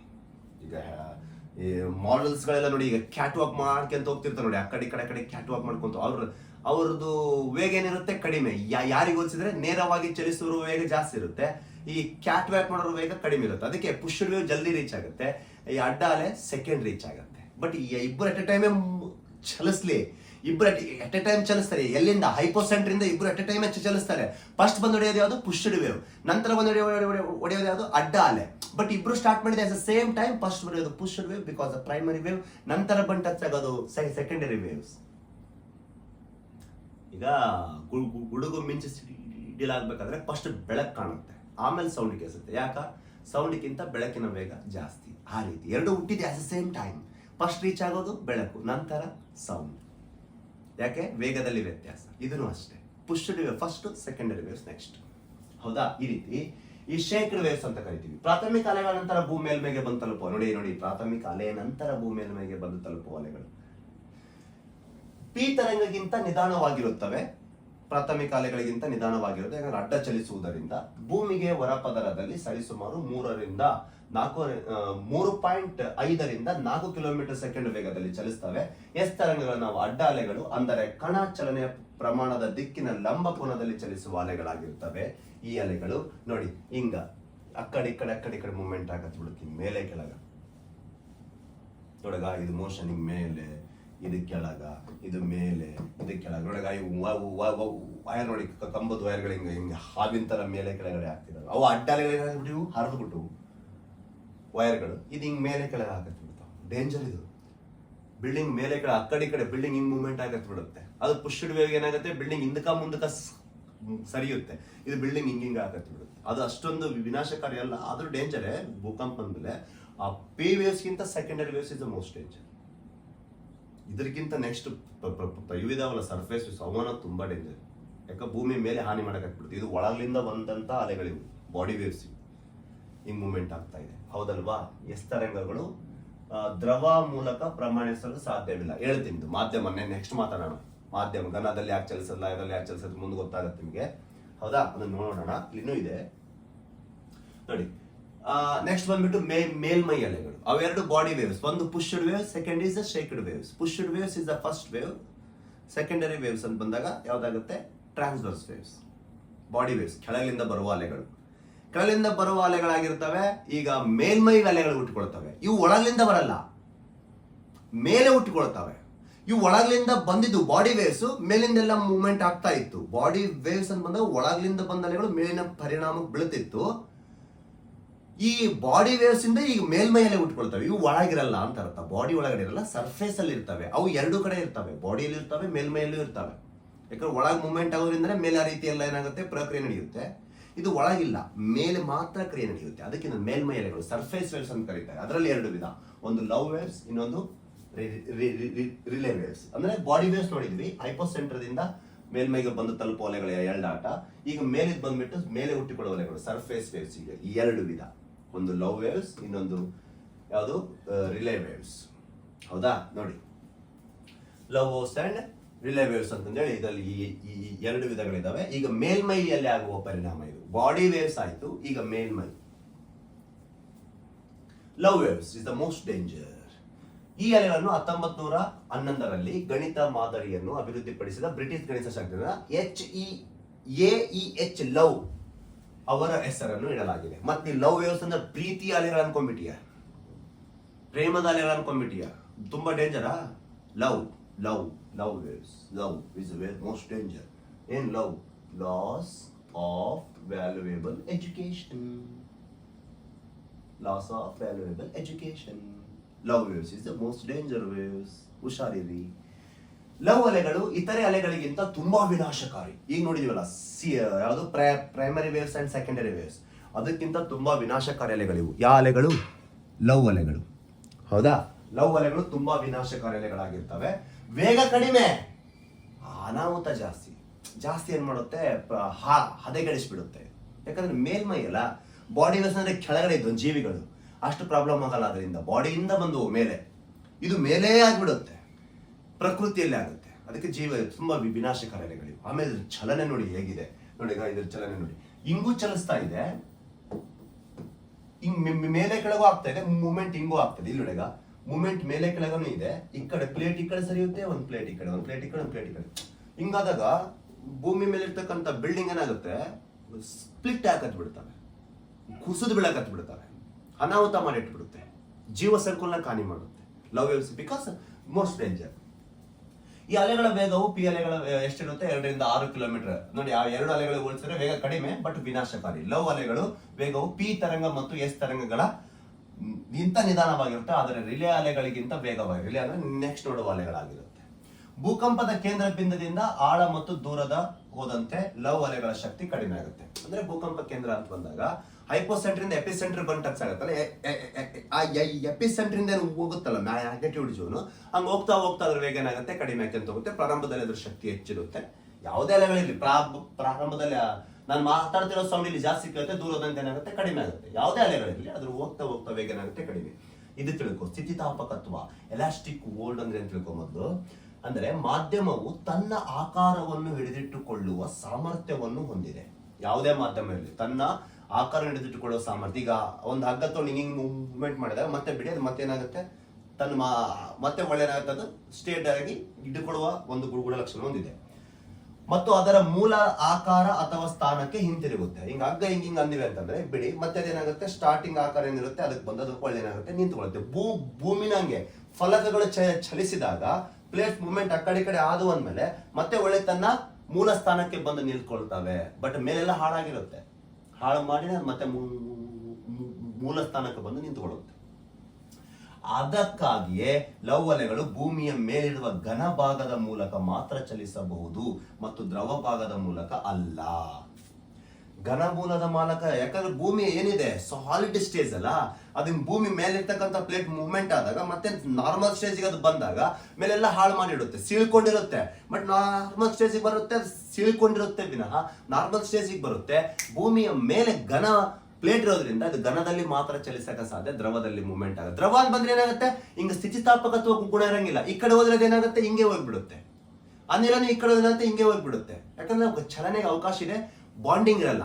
ಘನಕ್ಕೆ ಏನಿರುತ್ತೆ? ಬಾಂಡಿಂಗ್ ಇರುತ್ತೆ. ಒಳ್ಳೆ ಎಳ್ಕೊಂಡು ಮತ್ತೆ ನಾರ್ಮಲ್ ಸ್ಟೇಜಿಗೆ ಬರೋದು, ಅದಕ್ಕೆ ನಾವು ಸ್ಥಿತಿಸ್ಥಾಪಕತ್ವ ಗುಣ ಅಂತ ಕರಿತೀವಿ. ದ್ರವ ಇಲ್ಲ, ಈ ಕಡೆ ಹೋದ್ರೆ ಈ ಕಡೆ, ಅನಿಲ ಈ ಕಡೆ ಹೋದ್ರೆ ಈ ಕಡೆ, ಅನಿಲ ಈ ಕಡೆ ಹೋದ್ರೆ ಈ ಕಡೆ. ಘನ ಹಿಂಗ್ ವಾಪಸ್ ಏನಾಗುತ್ತೆ? ಆ ಸ್ಥಾನಕ್ಕೆ, ಯಾಕಂದ್ರೆ ಅಣುಗಳು ಒಂದಕ್ಕೊಂದು ಏನಾಗುತ್ತೆ? ಇಟ್ಕೊಂಡಿರೋದ್ರಿಂದ ಆ ಪ್ಲೇಟ್ ಏನಾಗುತ್ತೆ? ಮತ್ತೆ ನಾರ್ಮಲ್ ಸ್ಟೇಜಿಗೆ ಬರುತ್ತೆ, ಬಟ್ ಸೀಳ್ಕೊಳ್ಳುತ್ತೆ, ಮೇಲೆಲ್ಲ ಹಾಳೆ ಮಾಡೋದು. ಅದೇ ಸ್ಥಿತಿಸ್ಥಾಪಕತ್ವ ಗುಣ. ಘನದಲ್ಲಿ ಮಾತ್ರ ಚಲಿಸುವ ಅಲೆ ಇದು. ಯಾವುದು? Love waves. ನೋಡಿ ಲವ್ ವೇವ್ಸ್ ಹೆಂಗ್ ಚಲಿಸುತ್ತೆ ಒಂದು ಟೈಮು. ಇಲ್ಲಿ ನೋಡಿ, this is the first wave, pushed wave, shaked wave, S wave. ಇಲ್ಲಿದೆ ನೋಡಿ, ನೋಡಿಗ ಹಿಂಗೂ ಇದೆ ಮೂಮೆಂಟು. ನೋಡಿ ಯಾವ ರೀತಿ ಪ್ಲೇಟ್ ಮೂವ್ಮೆಂಟ್ ಆಗುತ್ತೆ ನೋಡಿ. ಇಲ್ಲಿ ನೋಡಿ, ಈಗ ನೋಡಿಗ ಪ್ಲೇಟ್ಸ್ ಹಿಂಗ್ ಮೂವ್ಮೆಂಟ್ ಆಗುತ್ತೆ. ಭೂಫಲಗಳು ನೋಡಿ, ಆ ಕಡೆ ಈ ಕಡೆ ಒಂದಕ್ಕೊಂದು ಪ್ಲೇಟ್ ಹಿಂಗ್ ಸರ್ಕೊಂಡ್ಬಿಡ್ತವೆ. ಹೌದಲ್ವಾ? ಇದು ಲಾಸ್ಟ್ ವೇವ್. ಇದು ಆಮೇಲೆ ನೋಡೋಣ. ಇಲ್ಲಿದೆ ನೋಡಿ, ನೋಡಿ ನೋಡಿ ಮತ್ತೆ ಒಳ್ಳೆ ಅದೇ ಸ್ಟೇಜಿಗೆ ಸ್ಥಿತಿತಾಪಕತ್ವ ಗುಣಕ್ಕೆ ಬರುತ್ತೆ. ಒಳ್ಳೆ ಘನ ಅಲ್ಲ, ಹೌದಾ? ಇದು ರ್ಯಾಲಿ ವೇವ್ಸ್, ಇದು ರಿಲೇ ವೇವ್ಸ್. ಅದನ್ನ ನಾವು ಲಾಸ್ಟ್ ನೋಡೋಣ. ಈ ರೀತಿ ಇದು ಇದು ಇದು ಡೇಂಜರ್, ಇದು ವೇವ್ಸ್ ಇದು, ಹೌದಾ? ರಿಲೇ ವೇವ್ಸ್ ನೋಡಿ, ಜಾನ್ ವಿಲಿಯಂ ಸ್ಟಾಟ್ಲರ್ಡ್ ರಿಲೇ ಎಂದು ಕರೆಯಲ್ಪಡುವ ಇವರು 1880ರಲ್ಲಿ ರಿಲೇ ವೇವ್ಸ್ ಅಸ್ತಿತ್ವವನ್ನು ಪತ್ತೆ ಹಚ್ತಾರೆ. ರಿಲೇ ಅಲೆಗಳು ಭೂಮಿಯ ಮೇಲ್ಮೈಯಲ್ಲಿ ಚಲಿಸುವ ಒಂದು ರೀತಿಯ ಮೇಲ್ಮೈ ಅಲೆಗಳು. ಅವು ಲವ್ ವೇವ್ಸ್, ರಿಲೇ ಅಲೆಗಳು. ಬಟ್ ಲವ್ ವೇವ್ಸ್ ಅಷ್ಟು ಡೇಂಜರ್ ಅಲ್ಲ, ಬಟ್ ಡೇಂಜರೇ, ಲವ್ ವೇವ್ಸ್ ಅಷ್ಟಲ್ಲ. ಭೂಕಂಪ ಕೇಂದ್ರ ಬಿಂದುವಿನಿಂದ ಹೊರಕ್ಕೆ ಹೊಮ್ಮುವ ರಿಲೇ ಅಲೆಗಳು ಮೇಲ್ಮೆಯಲ್ಲಿ ಗಾಳಿಯ ಶಬ್ದದ ವೇಗಕ್ಕಿಂತ ಸರಿಸುಮಾರು 10 ಪಟ್ಟು ವೇಗದಲ್ಲಿ ಚಲಿಸ್ತವೆ. ಅಪ್ಪಿ ಎಷ್ಟು ವೇಗ ನೋಡಿ ಇದು, 0.340 ಕಿಲೋಮೀಟರ್ ಪರ್ ಸೆಕೆಂಡ್ ವೇಗದಲ್ಲಿ ಚಲಿಸ್ತವೆ. ಹೆಂಗ್ ಗೊತ್ತೇನು, ಸರ್ಕ್ಯುಲರ್ ಹೊಡೆಯುತ್ತೆ ಹಿಂಗ ಪ್ಲೇಟ್ ಸರ್ಕ್ಯುಲರ್ ಹೊಡ್ಕೊಂತ ಹೋಗುತ್ತೆ ನೋಡಿ, ಗಾಳಿ ಹಿಂಗ್ ಸರ್ಕಲ್ ಹಿಂಗ್ ಸಮುದ್ರದ ಅಲೆಗಳಂತೆ ಚಲಿಸುತ್ತೆ. ಅವಾಗ ಏನಾಗುತ್ತೆ, ಕಂಬ ಹಿಂಗ ಆಗತ್ತೆ ಬಿಡುತ್ತೆ ನೋಡಿ, ಎಷ್ಟು ಡೇಂಜರ್ ಇದು, ಹೌದಲ್ವಾ? ಆ ವೇಗದಲ್ಲಿ ಚಲಿಸ್ತವೆ. ರಿಲೇ ಅಲೆಗಳು ಸಹ ಹರಿವು ಸ್ಥಿತಿಸ್ಥಾಪಕತ್ವ ಅಂದ್ರೆ ಘನದಲ್ಲಿ ಮಾತ್ರ ಮುಕ್ತ ಅಲೆಗಳ ಅಂತ ಕರೆಸ್ಕೊಳ್ತವೆ. ಅಂದ್ರೆ ಇವುಗಳು ಭೂಮಿಯ ಹೊರಪದರದಂತೆ ಘನ ವಸ್ತುವಿನ ಮೇಲ್ಮೈಯಲ್ಲಿ ಚಲಿಸುವ ಅಲೆಗಳಾಗಿದ್ದಾವೆ. ಸ್ಥಿತಿಸ್ಥಾಪಕತ್ವದಲ್ಲಿ ಮಾತ್ರ ಚಲಿಸ್ತವೆ. ಅವು ಹರಡುವಾಗ ಲಂಬ ಮತ್ತು ಅಡ್ಡ ಸ್ಥಳಾಂತರದೊಂದಿಗೆ ಉರುಳುವ ಚಲನೆಯನ್ನು ಹೊಂದಿರುತ್ತವೆ. ಸಮುದ್ರದ ಅಲೆಗಳು ಹೆಂಗ್ ಹಿಂಗ್ ಬರ್ತಾವ ನೋಡಿ, ಹಿಂಗ್ ಹಿಂದಕ ಮುಂದಕ್ಕೆ, ಅವಾಗ ಏನಾಗುತ್ತೆ, ಮೂಮೆಂಟ್ಸ್ ಕಂಬಗಳು ಹಿಂಗ್ ಆಗ್ಬಿಡುತ್ತವೆ. ಈ ವೇವ್ಸ್ ಇಲ್ಲಿದೆ ನೋಡಿ, ಈಗ ಹಿಂಗೆ ಸಮುದ್ರದ ಅಲೆಗಳಂತ ಹಿಂಗ ಹಿಂಗ್ ಸರ್ಕ್ಯುಲರ್ ಹಾಕಿ ಇಲ್ಲಿ ಕೊಟ್ಟಿದ್ದಾರೆ, ಹಿಂಗ್ ಸರ್ಕ್ಯುಲರ್ ಹೊಡ್ಕೊಂತ ಹೋಗ್ಬಿಡುತ್ತೆ ಸರ್. ಹಿಂಗ್ ಉಳಿಕೆಂತ ಹೋಗುತ್ತೆ. ಅವಾಗ ಏನಾಗುತ್ತೆ, ಮೇಲೆ ಪ್ಲೇಟ್ ಏನಾಗುತ್ತೆ, ಅದು ಸರ್ಫೇಸ್ ಸಮುದ್ರದ ಅಲೆಗಳಂತೆ ಮಾಡಕತ್ತಿ ಬಿಡುತ್ತೆ. ಹೌದಾ, ಸಮುದ್ರದ ಅಲೆಗಳಂತೆ ಮಾಡಕತ್ತಿ ಬಿಡುತ್ತೆ. ರಿಲೇ ಅಲೆಗಳು ಸಮುದ್ರದ ಅಲೆಗಳಂತೆಯೇ ನೆಲವನ್ನು ಮೇಲಕ್ಕೆ ಮತ್ತು ಕೆಳಕ್ಕೆ ಚಲಿಸುವಂತೆ ಮಾಡುವುದರಿಂದ ಇವುಗಳು ಕೆಲವೊಮ್ಮೆ ಉರುಳುವ ಅಲೆಗಳು ಎಂದು ಕರೆಸಿಕೊಳ್ಳುತ್ತವೆ. ರಿಲೇ ವೇವ್ಸ್ ಪ್ಲೇಟ್ಸ್ ಹಿಂಗ್ ಆಗೋದ್ರಿಂದ ಅದು ಹಿಂದಕ್ಕೆ ಮುಂದಕ್ಕೆ ನೋಡಿ. ಇಲ್ಲಿ ಆಟೋಮೆಟಿಕ್ ಗೊತ್ತಾಗ್ಬಿಡುತ್ತೆ ನೋಡಿ. ಇಲ್ಲಿ ನೋಡಿ, ಇದೇನಾಯ್ತು, ಹಿಂದಕ ಮುಂದಕ್ಕೆ ಆಯ್ತು ಪ್ಲೇಟ್, ಈ ಕಡೆ ಇದಾಯ್ತು ಮೂವ್ಮೆಂಟ್. ಅದಕ್ಕೆ ಏನಾಗುತ್ತೆ, ಇಲ್ಲಿ ಎಲ್ಲ ವೈರ್ ಕಟ್ ಆಗಿ ಬಿತ್ತು. ಇದು ನೋಡಿ, ಮೇಲೆ ಕೆಳಗ ಆಯ್ತು. ಮೇಲೆ ಕೆಳಗೆ ಆಗೋದ್ರಿಂದ ಒಂದು ಕಂಬ ಮೇಲೆ, ಒಂದು ಕಂಬ ಕೆಳಗೆ, ಒಂದು ಕಂಬ ಮೇಲೆ, ಒಂದು ಕಂಬ ಕೆಳಗೆ ಹಾಕಂತ ಹೋಗುತ್ತೆ. ಇದೇನಾಯ್ತು, ಪ್ಲೇಟ್ ಆ ಕಡೆ ಚಲಿಸಿ ಸೀಳಿಕೊಳ್ಳುತ್ತೆ. ಸ್ಥಿತಿಸ್ಥಾಪಕತ್ವ ಕೂಡ ಇದು ಸರ್ಫೇಸ್, ಇವೆರಡು ಬಾಡಿ ವೇವ್ಸ್, ಇವೆರಡು ಸರ್ಫೇಸ್ ವೇವ್ಸ್. ಕಂಬ ಈ ಕಡೆ ಒಂದು ಕಂಬ, ಆ ಕಡೆ ಒಂದು ಕಂಬ, ಈ ಕಡೆ ಒಂದು ಕಂಬ, ಆ ಕಡೆ ಒಂದು ಕಂಬ ಹಾಕಿ ಅಂತ ಹೋಗುತ್ತೆ. ಪ್ಲೇಟ್ ಆ ಕಡೆ movement, love waves. Rayleigh waves ನೋಡಿದ ಹಿಂಗ್ ಸರ್ಕಲ್ ಹೊಡ್ಕೊಂತ ಹೋಗ್ತಾ ಇದೆ ನೋಡಿ. ಇದು ಮೇಲೆ ಕೆಳಗ, ಇದೇನಾಗುತ್ತೆ ಮೇಲೆ ಕೆಳಗೆ ಹೌದು, ಬಟ್ ಹಿಂದಕ ಮುಂದಕನೂ ಆಗುತ್ತೆ ಇದರಲ್ಲಿ. ಅದಕ್ಕೆ ನೋಡಿ, ಕಂಬ ಹಿಂಗೂ ಹೋಗ್ತಾ ಇದಾವೆ, ಹಿಂಗೂ ಹೋಗ್ತಾ ನೋಡಿ. ಈ ಕಡೆ ಡೈರೆಕ್ಷನ್, ಈ ಕಡೆ ಡೈರೆಕ್ಷನ್, ಇದು ಈ ಕಡೆ ಡೈರೆಕ್ಷನ್. ಇದು ಮೇಲೆ ಕೆಳಗೆ ಅಷ್ಟೇ, ಇದು ಈ ಕಡೆ. ಇವೆರಡು ಸರ್ಫೇಸ್ ವೇವ್, ಇವೆರಡು ಏನು ಬಾಡಿ ವೇವ್ಸ್. ಒಳಗಲಿಂದ ಮೇಲೆ ಪರಿಣಾಮ ಬೀಳ್ತವೆ. ಇವು ಮೇಲೇನೆ ಪರಿಣಾಮ ಬೀಳ್ತಾವೆ. ಅದಕ್ಕೆ ವಿನಾಶ, ಪ್ರಕೃತಿಯ ಮೇಲ್ಭಾಗದಲ್ಲಿ ಘನದಲ್ಲಿ ಚಲಿಸುವ ಅಲೆಗಳಿವೆ. ಹೌದಾ? ಈ ರೀತಿ ಪಿ ವೇವ್ಸ್ ರಿಕ್ಟರ್ ಇಷ್ಟಿರುತ್ತೆ, ಸರ್ಫೇಸ್ ವೇವ್ ರಿಕ್ಟರ್ ಜಾಸ್ತಿ ಆಗುತ್ತೆ. ಆಮೇಲೆ ಲವ್ ವೇವ್ಸ್ ಇನ್ನೂ ಹೆಚ್ಚಾಗಿ ಅಂತ ಹೋಗುತ್ತೆ. ಹೌದಾ? ಭೂಕಂಪದ ಅಲೆಗಳನ್ನು ತಿಳಿದ ನಂತರ ಘನ, ದ್ರವ, ಅನಿಲ ಮಾಧ್ಯಮದಲ್ಲಿ ಹೇಗೆ ಚಲಿಸೋಣ ಅದನ್ನು ವೀಕ್ಷಿಸೋಣ. ಈಗ ಮಾಧ್ಯಮ ನಿಮಗೆ ಗೊತ್ತಾಯ್ತು, P waves, S waves, love waves, Rayleigh waves ಏನಂತ ಗೊತ್ತಾಯ್ತು. ಹೆಂಗ್ ಚಲಿಸ್ತಾವಂತಾನು ಗೊತ್ತಾಯ್ತು. ಯಾವೆರಡಕ್ಕೆ ಬಾಡಿ ವೇವ್ಸ್, ಯಾವೆರಡಕ್ಕೆ ಸರ್ಫೇಸ್ ವೇವ್ಸ್ ಅಂತ ಕರಿತೀವಿ ಅಂತಾನು ಗೊತ್ತಾಯ್ತು. ಈಗ ಮಾಧ್ಯಮ ನಾವು ಈಗಾಗಲೇ ಭೂಮಿಯ ಅಂತಳದ ರಚನೆ ನೋಡಿದೀವಿಲ್ಲ. ಕ್ರಸ್ಟ್ ಅಂದ್ರೆ ಸಾಲಿಡ್ ಇದೆ. ಮ್ಯಾಟರ್ ಅಂತ ಬಂದಾಗ ಸ್ಥಿತಿಸ್ಥಾಪಕತ್ವ ಗುಣದಿಂದ ಕೂಡಿದೆ. ಸ್ಥಿತಿಸ್ಥಾಪಕತ್ವ ಗುಣ ಅಂದ್ರೆ ಅಲ್ಲೆಲ್ಲ ಜ್ವಾಲಾಮುಖಿ ಇದೆ. ನಂತರ ನೋಡಿ, ಕೋರ್ ಒಳಗಡೆ ನಾವು ಎರಡು ಭಾಗ ಮಾಡ್ತೀವಿ, inner core, outer core. Inner core solid stage ಅಲ್ಲಿ ಇದೆ, ಯಾಕಂತ ಮಾತಾಡಿದೀನಿ, ಸಂಪೂರ್ಣ ಘನ ಸ್ಥಿತಿಯಲ್ಲಿ ಇದೆ. ಔಟರ್ ಕೋರ್ ಲಿಕ್ವಿಡ್ ಇದೆ ನೋಡಿ, ಮಾತಾಡಿದೀವಿ. ಒಳಗಡೆ ದ್ರವ ಇದೆ, ಲಿಕ್ವಿಡ್ ಸ್ಟೇಜ್ ಅಲ್ಲಿ ಇದೆ. ಯಾಕ? ದ್ರವ ಮಾಧ್ಯಮ. ಒಂದು ವೇವ್ ಚಲಿಸ್ಬೇಕಾದ್ರೆ ಮಾಧ್ಯಮದಲ್ಲಿ ಅದೇನಾಗತ್ತೆ, ತನ್ನ ಚಲನೆಯನ್ನ ಬದಲಾಯಿಸುತ್ತೆ ನೋಡಿ ಮಾಧ್ಯಮ. ಫಾರ್ ಎಕ್ಸಾಂಪಲ್ ನೋಡಿ, ವಿಭಿನ್ನ ಸಾಂದ್ರತೆ ಹೊಂದಿರುವ ವಸ್ತುಗಳು ಅವು ಎದುರಿಸುವಾಗ ಅವುಗಳ ಪ್ರತಿಫಲನ ಅಥವಾ ವಕ್ರೀಭವನವು ಉಂಟಾಗುತ್ತೆ. ತನ್ನ ದಿಕ್ಕು ಸಹ ಬದಲಾಗುತ್ತೆ. ಫಾರ್ ಎಕ್ಸಾಂಪಲ್, ಈಗ ಬೆಳಕು ಬರ್ತಾ ಇದೆ, ಎಲ್ಲಿ? ಏರೊಳಗಡೆ ಬರ್ತಾ ಇದೆ ಬೆಳಕು, ಇಲ್ಲ ನಾವೇನು ಕರಿತೀವಿ ಲೈಟ್. ಬೆಳಕು ಈಗ ನೀರೊಳಗಡೆ, ವಾಟರ್ ಒಳಗಡೆ, ಲಿಕ್ವಿಡ್ ಒಳಗಡೆ ಏನಾಗುತ್ತೆ, ವಕ್ರೀಭವನ ಆಗುತ್ತೆ. ತನ್ನ ಮಾಧ್ಯಮ ಏನಾಗುತ್ತೆ, ಬದಲಾಯಿಸಿಬಿಡುತ್ತೆ. ಇದರ ಅರ್ಥ ಏನು?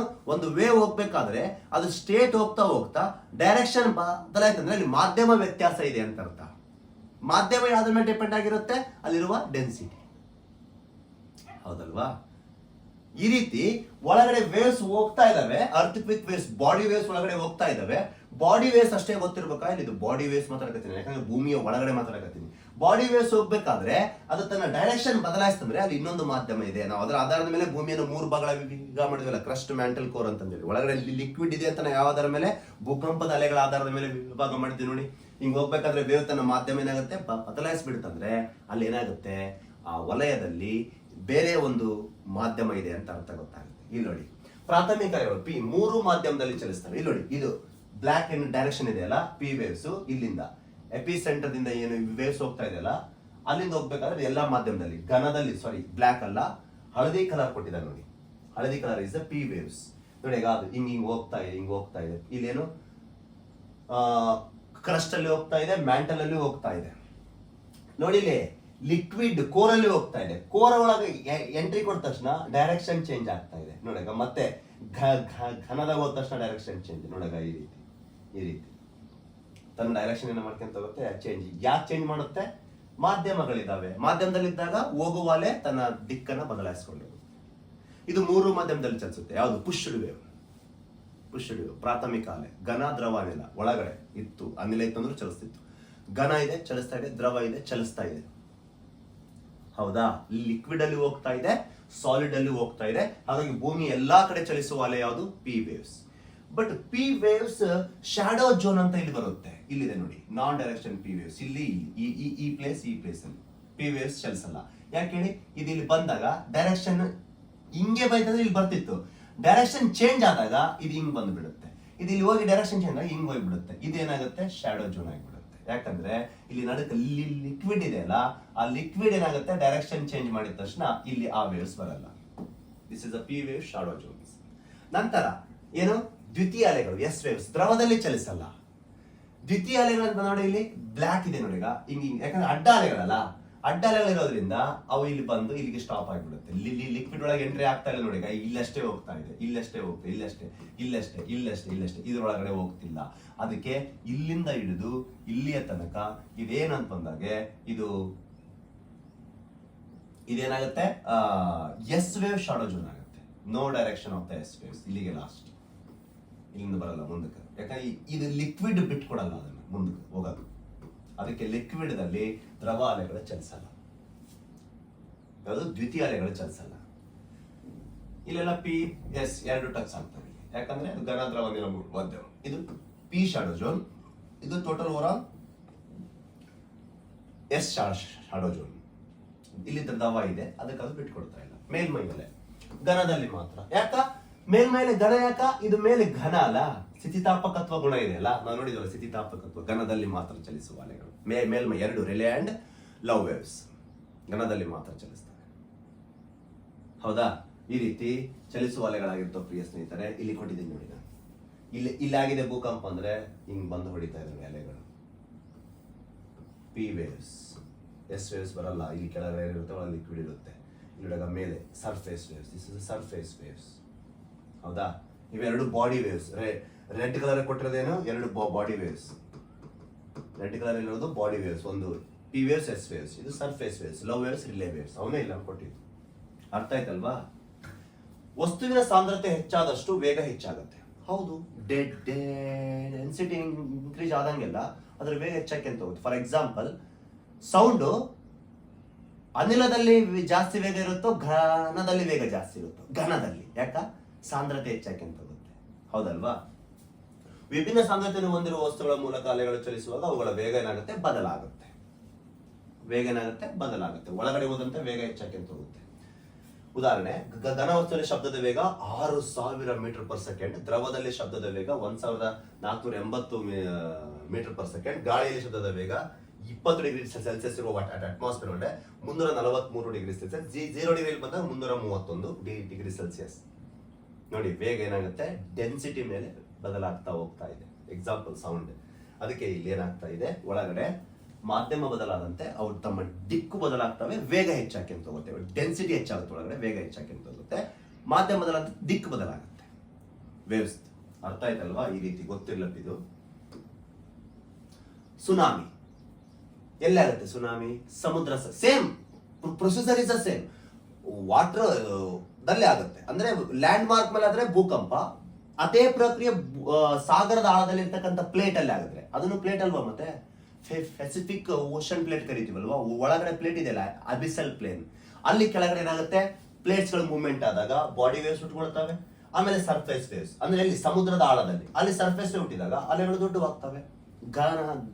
ಘನ ಇದೆಯಲ್ಲ, ಮತ್ತೆ ಅಲ್ಲಿನೂ ಎಲ್ಲಿ ಪೆಸಿಫಿಕ್ ಓಷನ್ ದ್ರವ, ಅದ್ರ ಒಳಗಡೆ ಪ್ಲೇಟ್ ಸಾಲಿಡ್.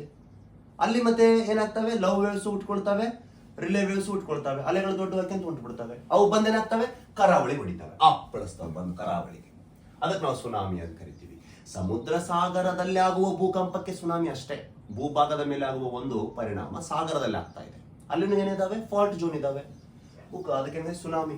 ಸಮುದ್ರ ಸಾಗರದ ಅಂತರದಲ್ಲಿ ಭೂಕಂಪ ಸಂಭವಿಸಿದ ನಾವು ಅದಕ್ಕೆ ಏನಂತೀವಿ, ಹೆಚ್ಚಾಗಿ ಕಡಲ ತೀರಕ್ಕೆ ಬಂದು ಅಪ್ಪಳಿಸ್ತವೆ. ಅದನ್ನು ಸುನಾಮಿ ಅಂತ ಕರಿತೀವಿ. ಇದು ಜಪಾನ್ ಭಾಷೆಯಿಂದ ಬಂದಿದೆ. ಅಂದ್ರೆ ಸು ಎಂದರೆ ಬಂದರು, ನಾಮಿ ಎಂದರೆ ಹೋದರಲ್ಲ ಮತ್ತೆ ಅಲೆಗಳು.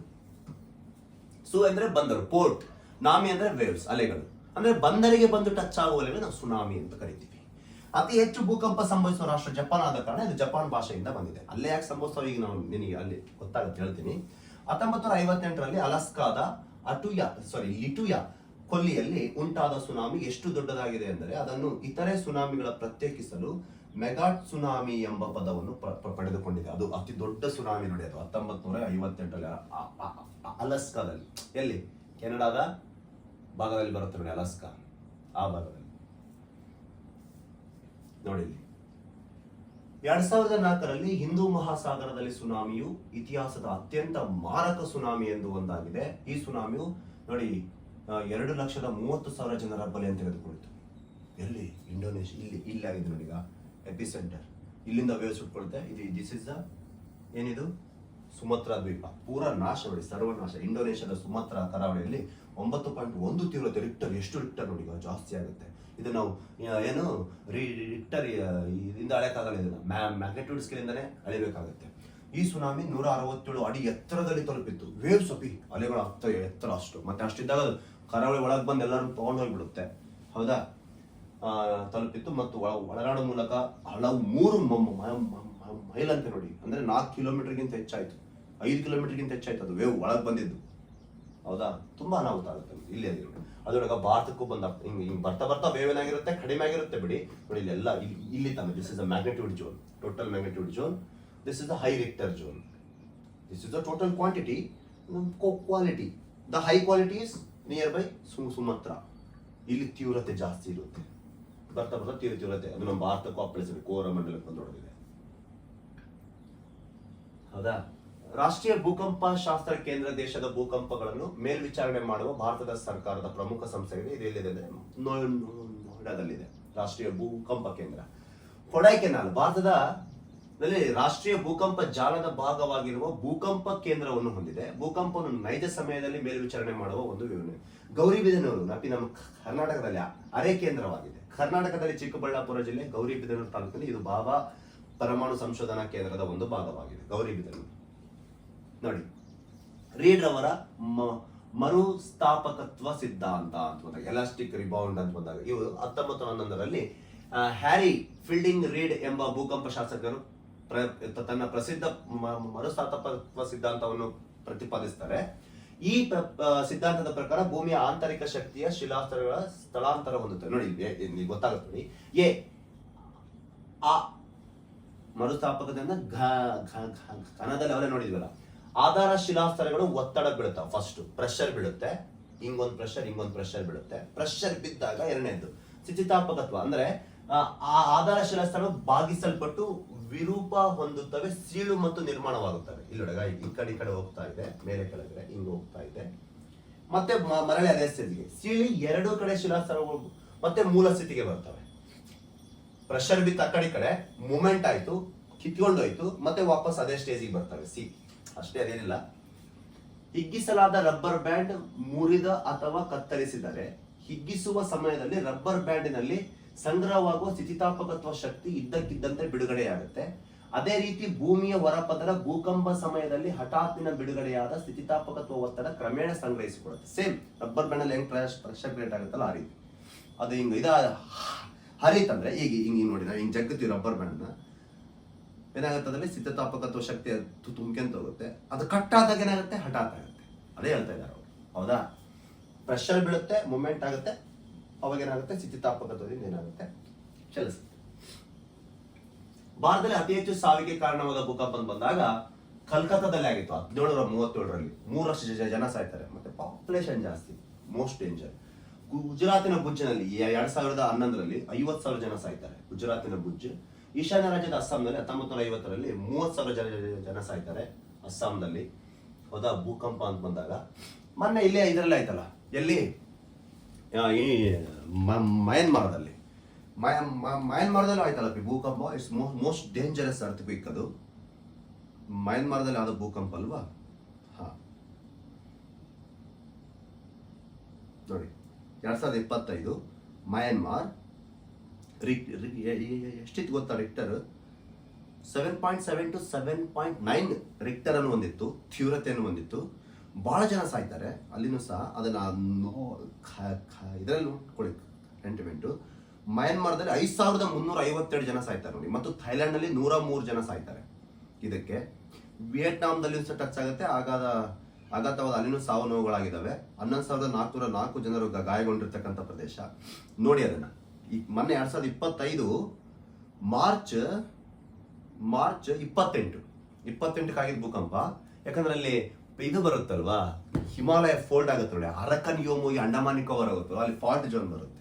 ಹಾಗಾಗಿ ಅಲ್ಲಿ ಭೂಕಂಪ ಮಯನ್ಮಾರದಲ್ಲಿ ಈಶಾನ್ಯ ರಾಜ್ಯದ ಗಡಿಗೆ ಬರುತ್ತಲ್ವಾ ಮಯನ್ಮಾರ್, ಮತ್ತೆ ಅಲ್ಲೇ ಹೋಗುತ್ತಲ್ವಾ ಅದು ಈ ರೀತಿ ಫೋಲ್ಡ್ ಆಗಿ. ಈ ಈಶಾನ್ಯ ರಾಜ್ಯನೂ ಜಾಸ್ತಿ ಭೂಕಂಪದ ವಲಯದ 5ನೇ ಭಾಗದಲ್ಲಿ ಬರುತ್ತೆ ನೋಡಿ, ಅಲ್ಲೆಲ್ಲ ಜಾಸ್ತಿ ಭೂಕಂಪಗಳಾಗ್ತವೆ. ನಾವು ಸೇಫ್ ಇದ್ದೀವಿ ಕರ್ನಾಟಕದವರು, ಹೌದಾ? ಭೂಕಂಪದ 2ನೇ ವಲಯಕ್ಕೆ ಬರ್ತೀವಿ ನಾವು, ಹಾಗಾಗಿ ನಮ್ಮ ಕಡೆ ಭೂಕಂಪಗಳು ಜಾಸ್ತಿ ಆಗಲ್ಲ. ಪ್ರಿಯ ಸ್ನೇಹಿತರೆ, ಈ ರೀತಿ ಭೂಕಂಪ ಇದನ್ನ ಮುಂದಿನ ತರಗತಿಯಲ್ಲಿ ನೋಡೋಣ. ಶಿಲೆಗಳ ಶಿಥಿಲೀಕರಣ ಮತ್ತು ವಸ್ತುಗಳ ರಾಶಿಯನ್ನ.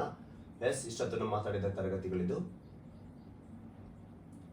ಇದು ನೋಡ್ಕೊಳ್ಳಿ, ಮಾಧ್ಯಮದಲ್ಲಿ ಯಾವ ಮಾಧ್ಯಮದಲ್ಲಿ ತಿಳಿಸುತ್ತೆ ಎಲ್ಲಿಲ್ಲ ಅಂತೇಳಿ. ಹಾಗಾದ್ರೆ ಅರ್ಥ ಆಯ್ತು ಅಂತ ಅನ್ಕೊಂತೀನಿ ತರಗತಿ. ಇದು ಏನಂದ್ರೆ ಭೂಕಂಪ ಮತ್ತು ಸುನಾಮಿ. ಮುಂದಿನ ತರಗತಿಯಲ್ಲಿ ಮತ್ತೆ ಸಿಗೋಣ. ನಾನು ನಿಮ್ಮ ಪ್ರೀತಿಯ ಮಂಜುನಾಥ್. ಪ್ರಿಯ ಸ್ನೇಹಿತರೆ, ಎಲ್ಲರಿಗೆ ಹಂಚಿಕೊಳ್ಳಿ, ಕ್ಲಿಯರ್ ಆಗಿರುತ್ತೆ ಅಂತ ಅನ್ಕೊಂಡಿನಿ. ಕಾನ್ಸೆಪ್ಟ್ ಇದೆ, ನೋಡ್ಕೊಳ್ಳಿ. ಥ್ಯಾಂಕ್ ಯು, ಧನ್ಯವಾದ.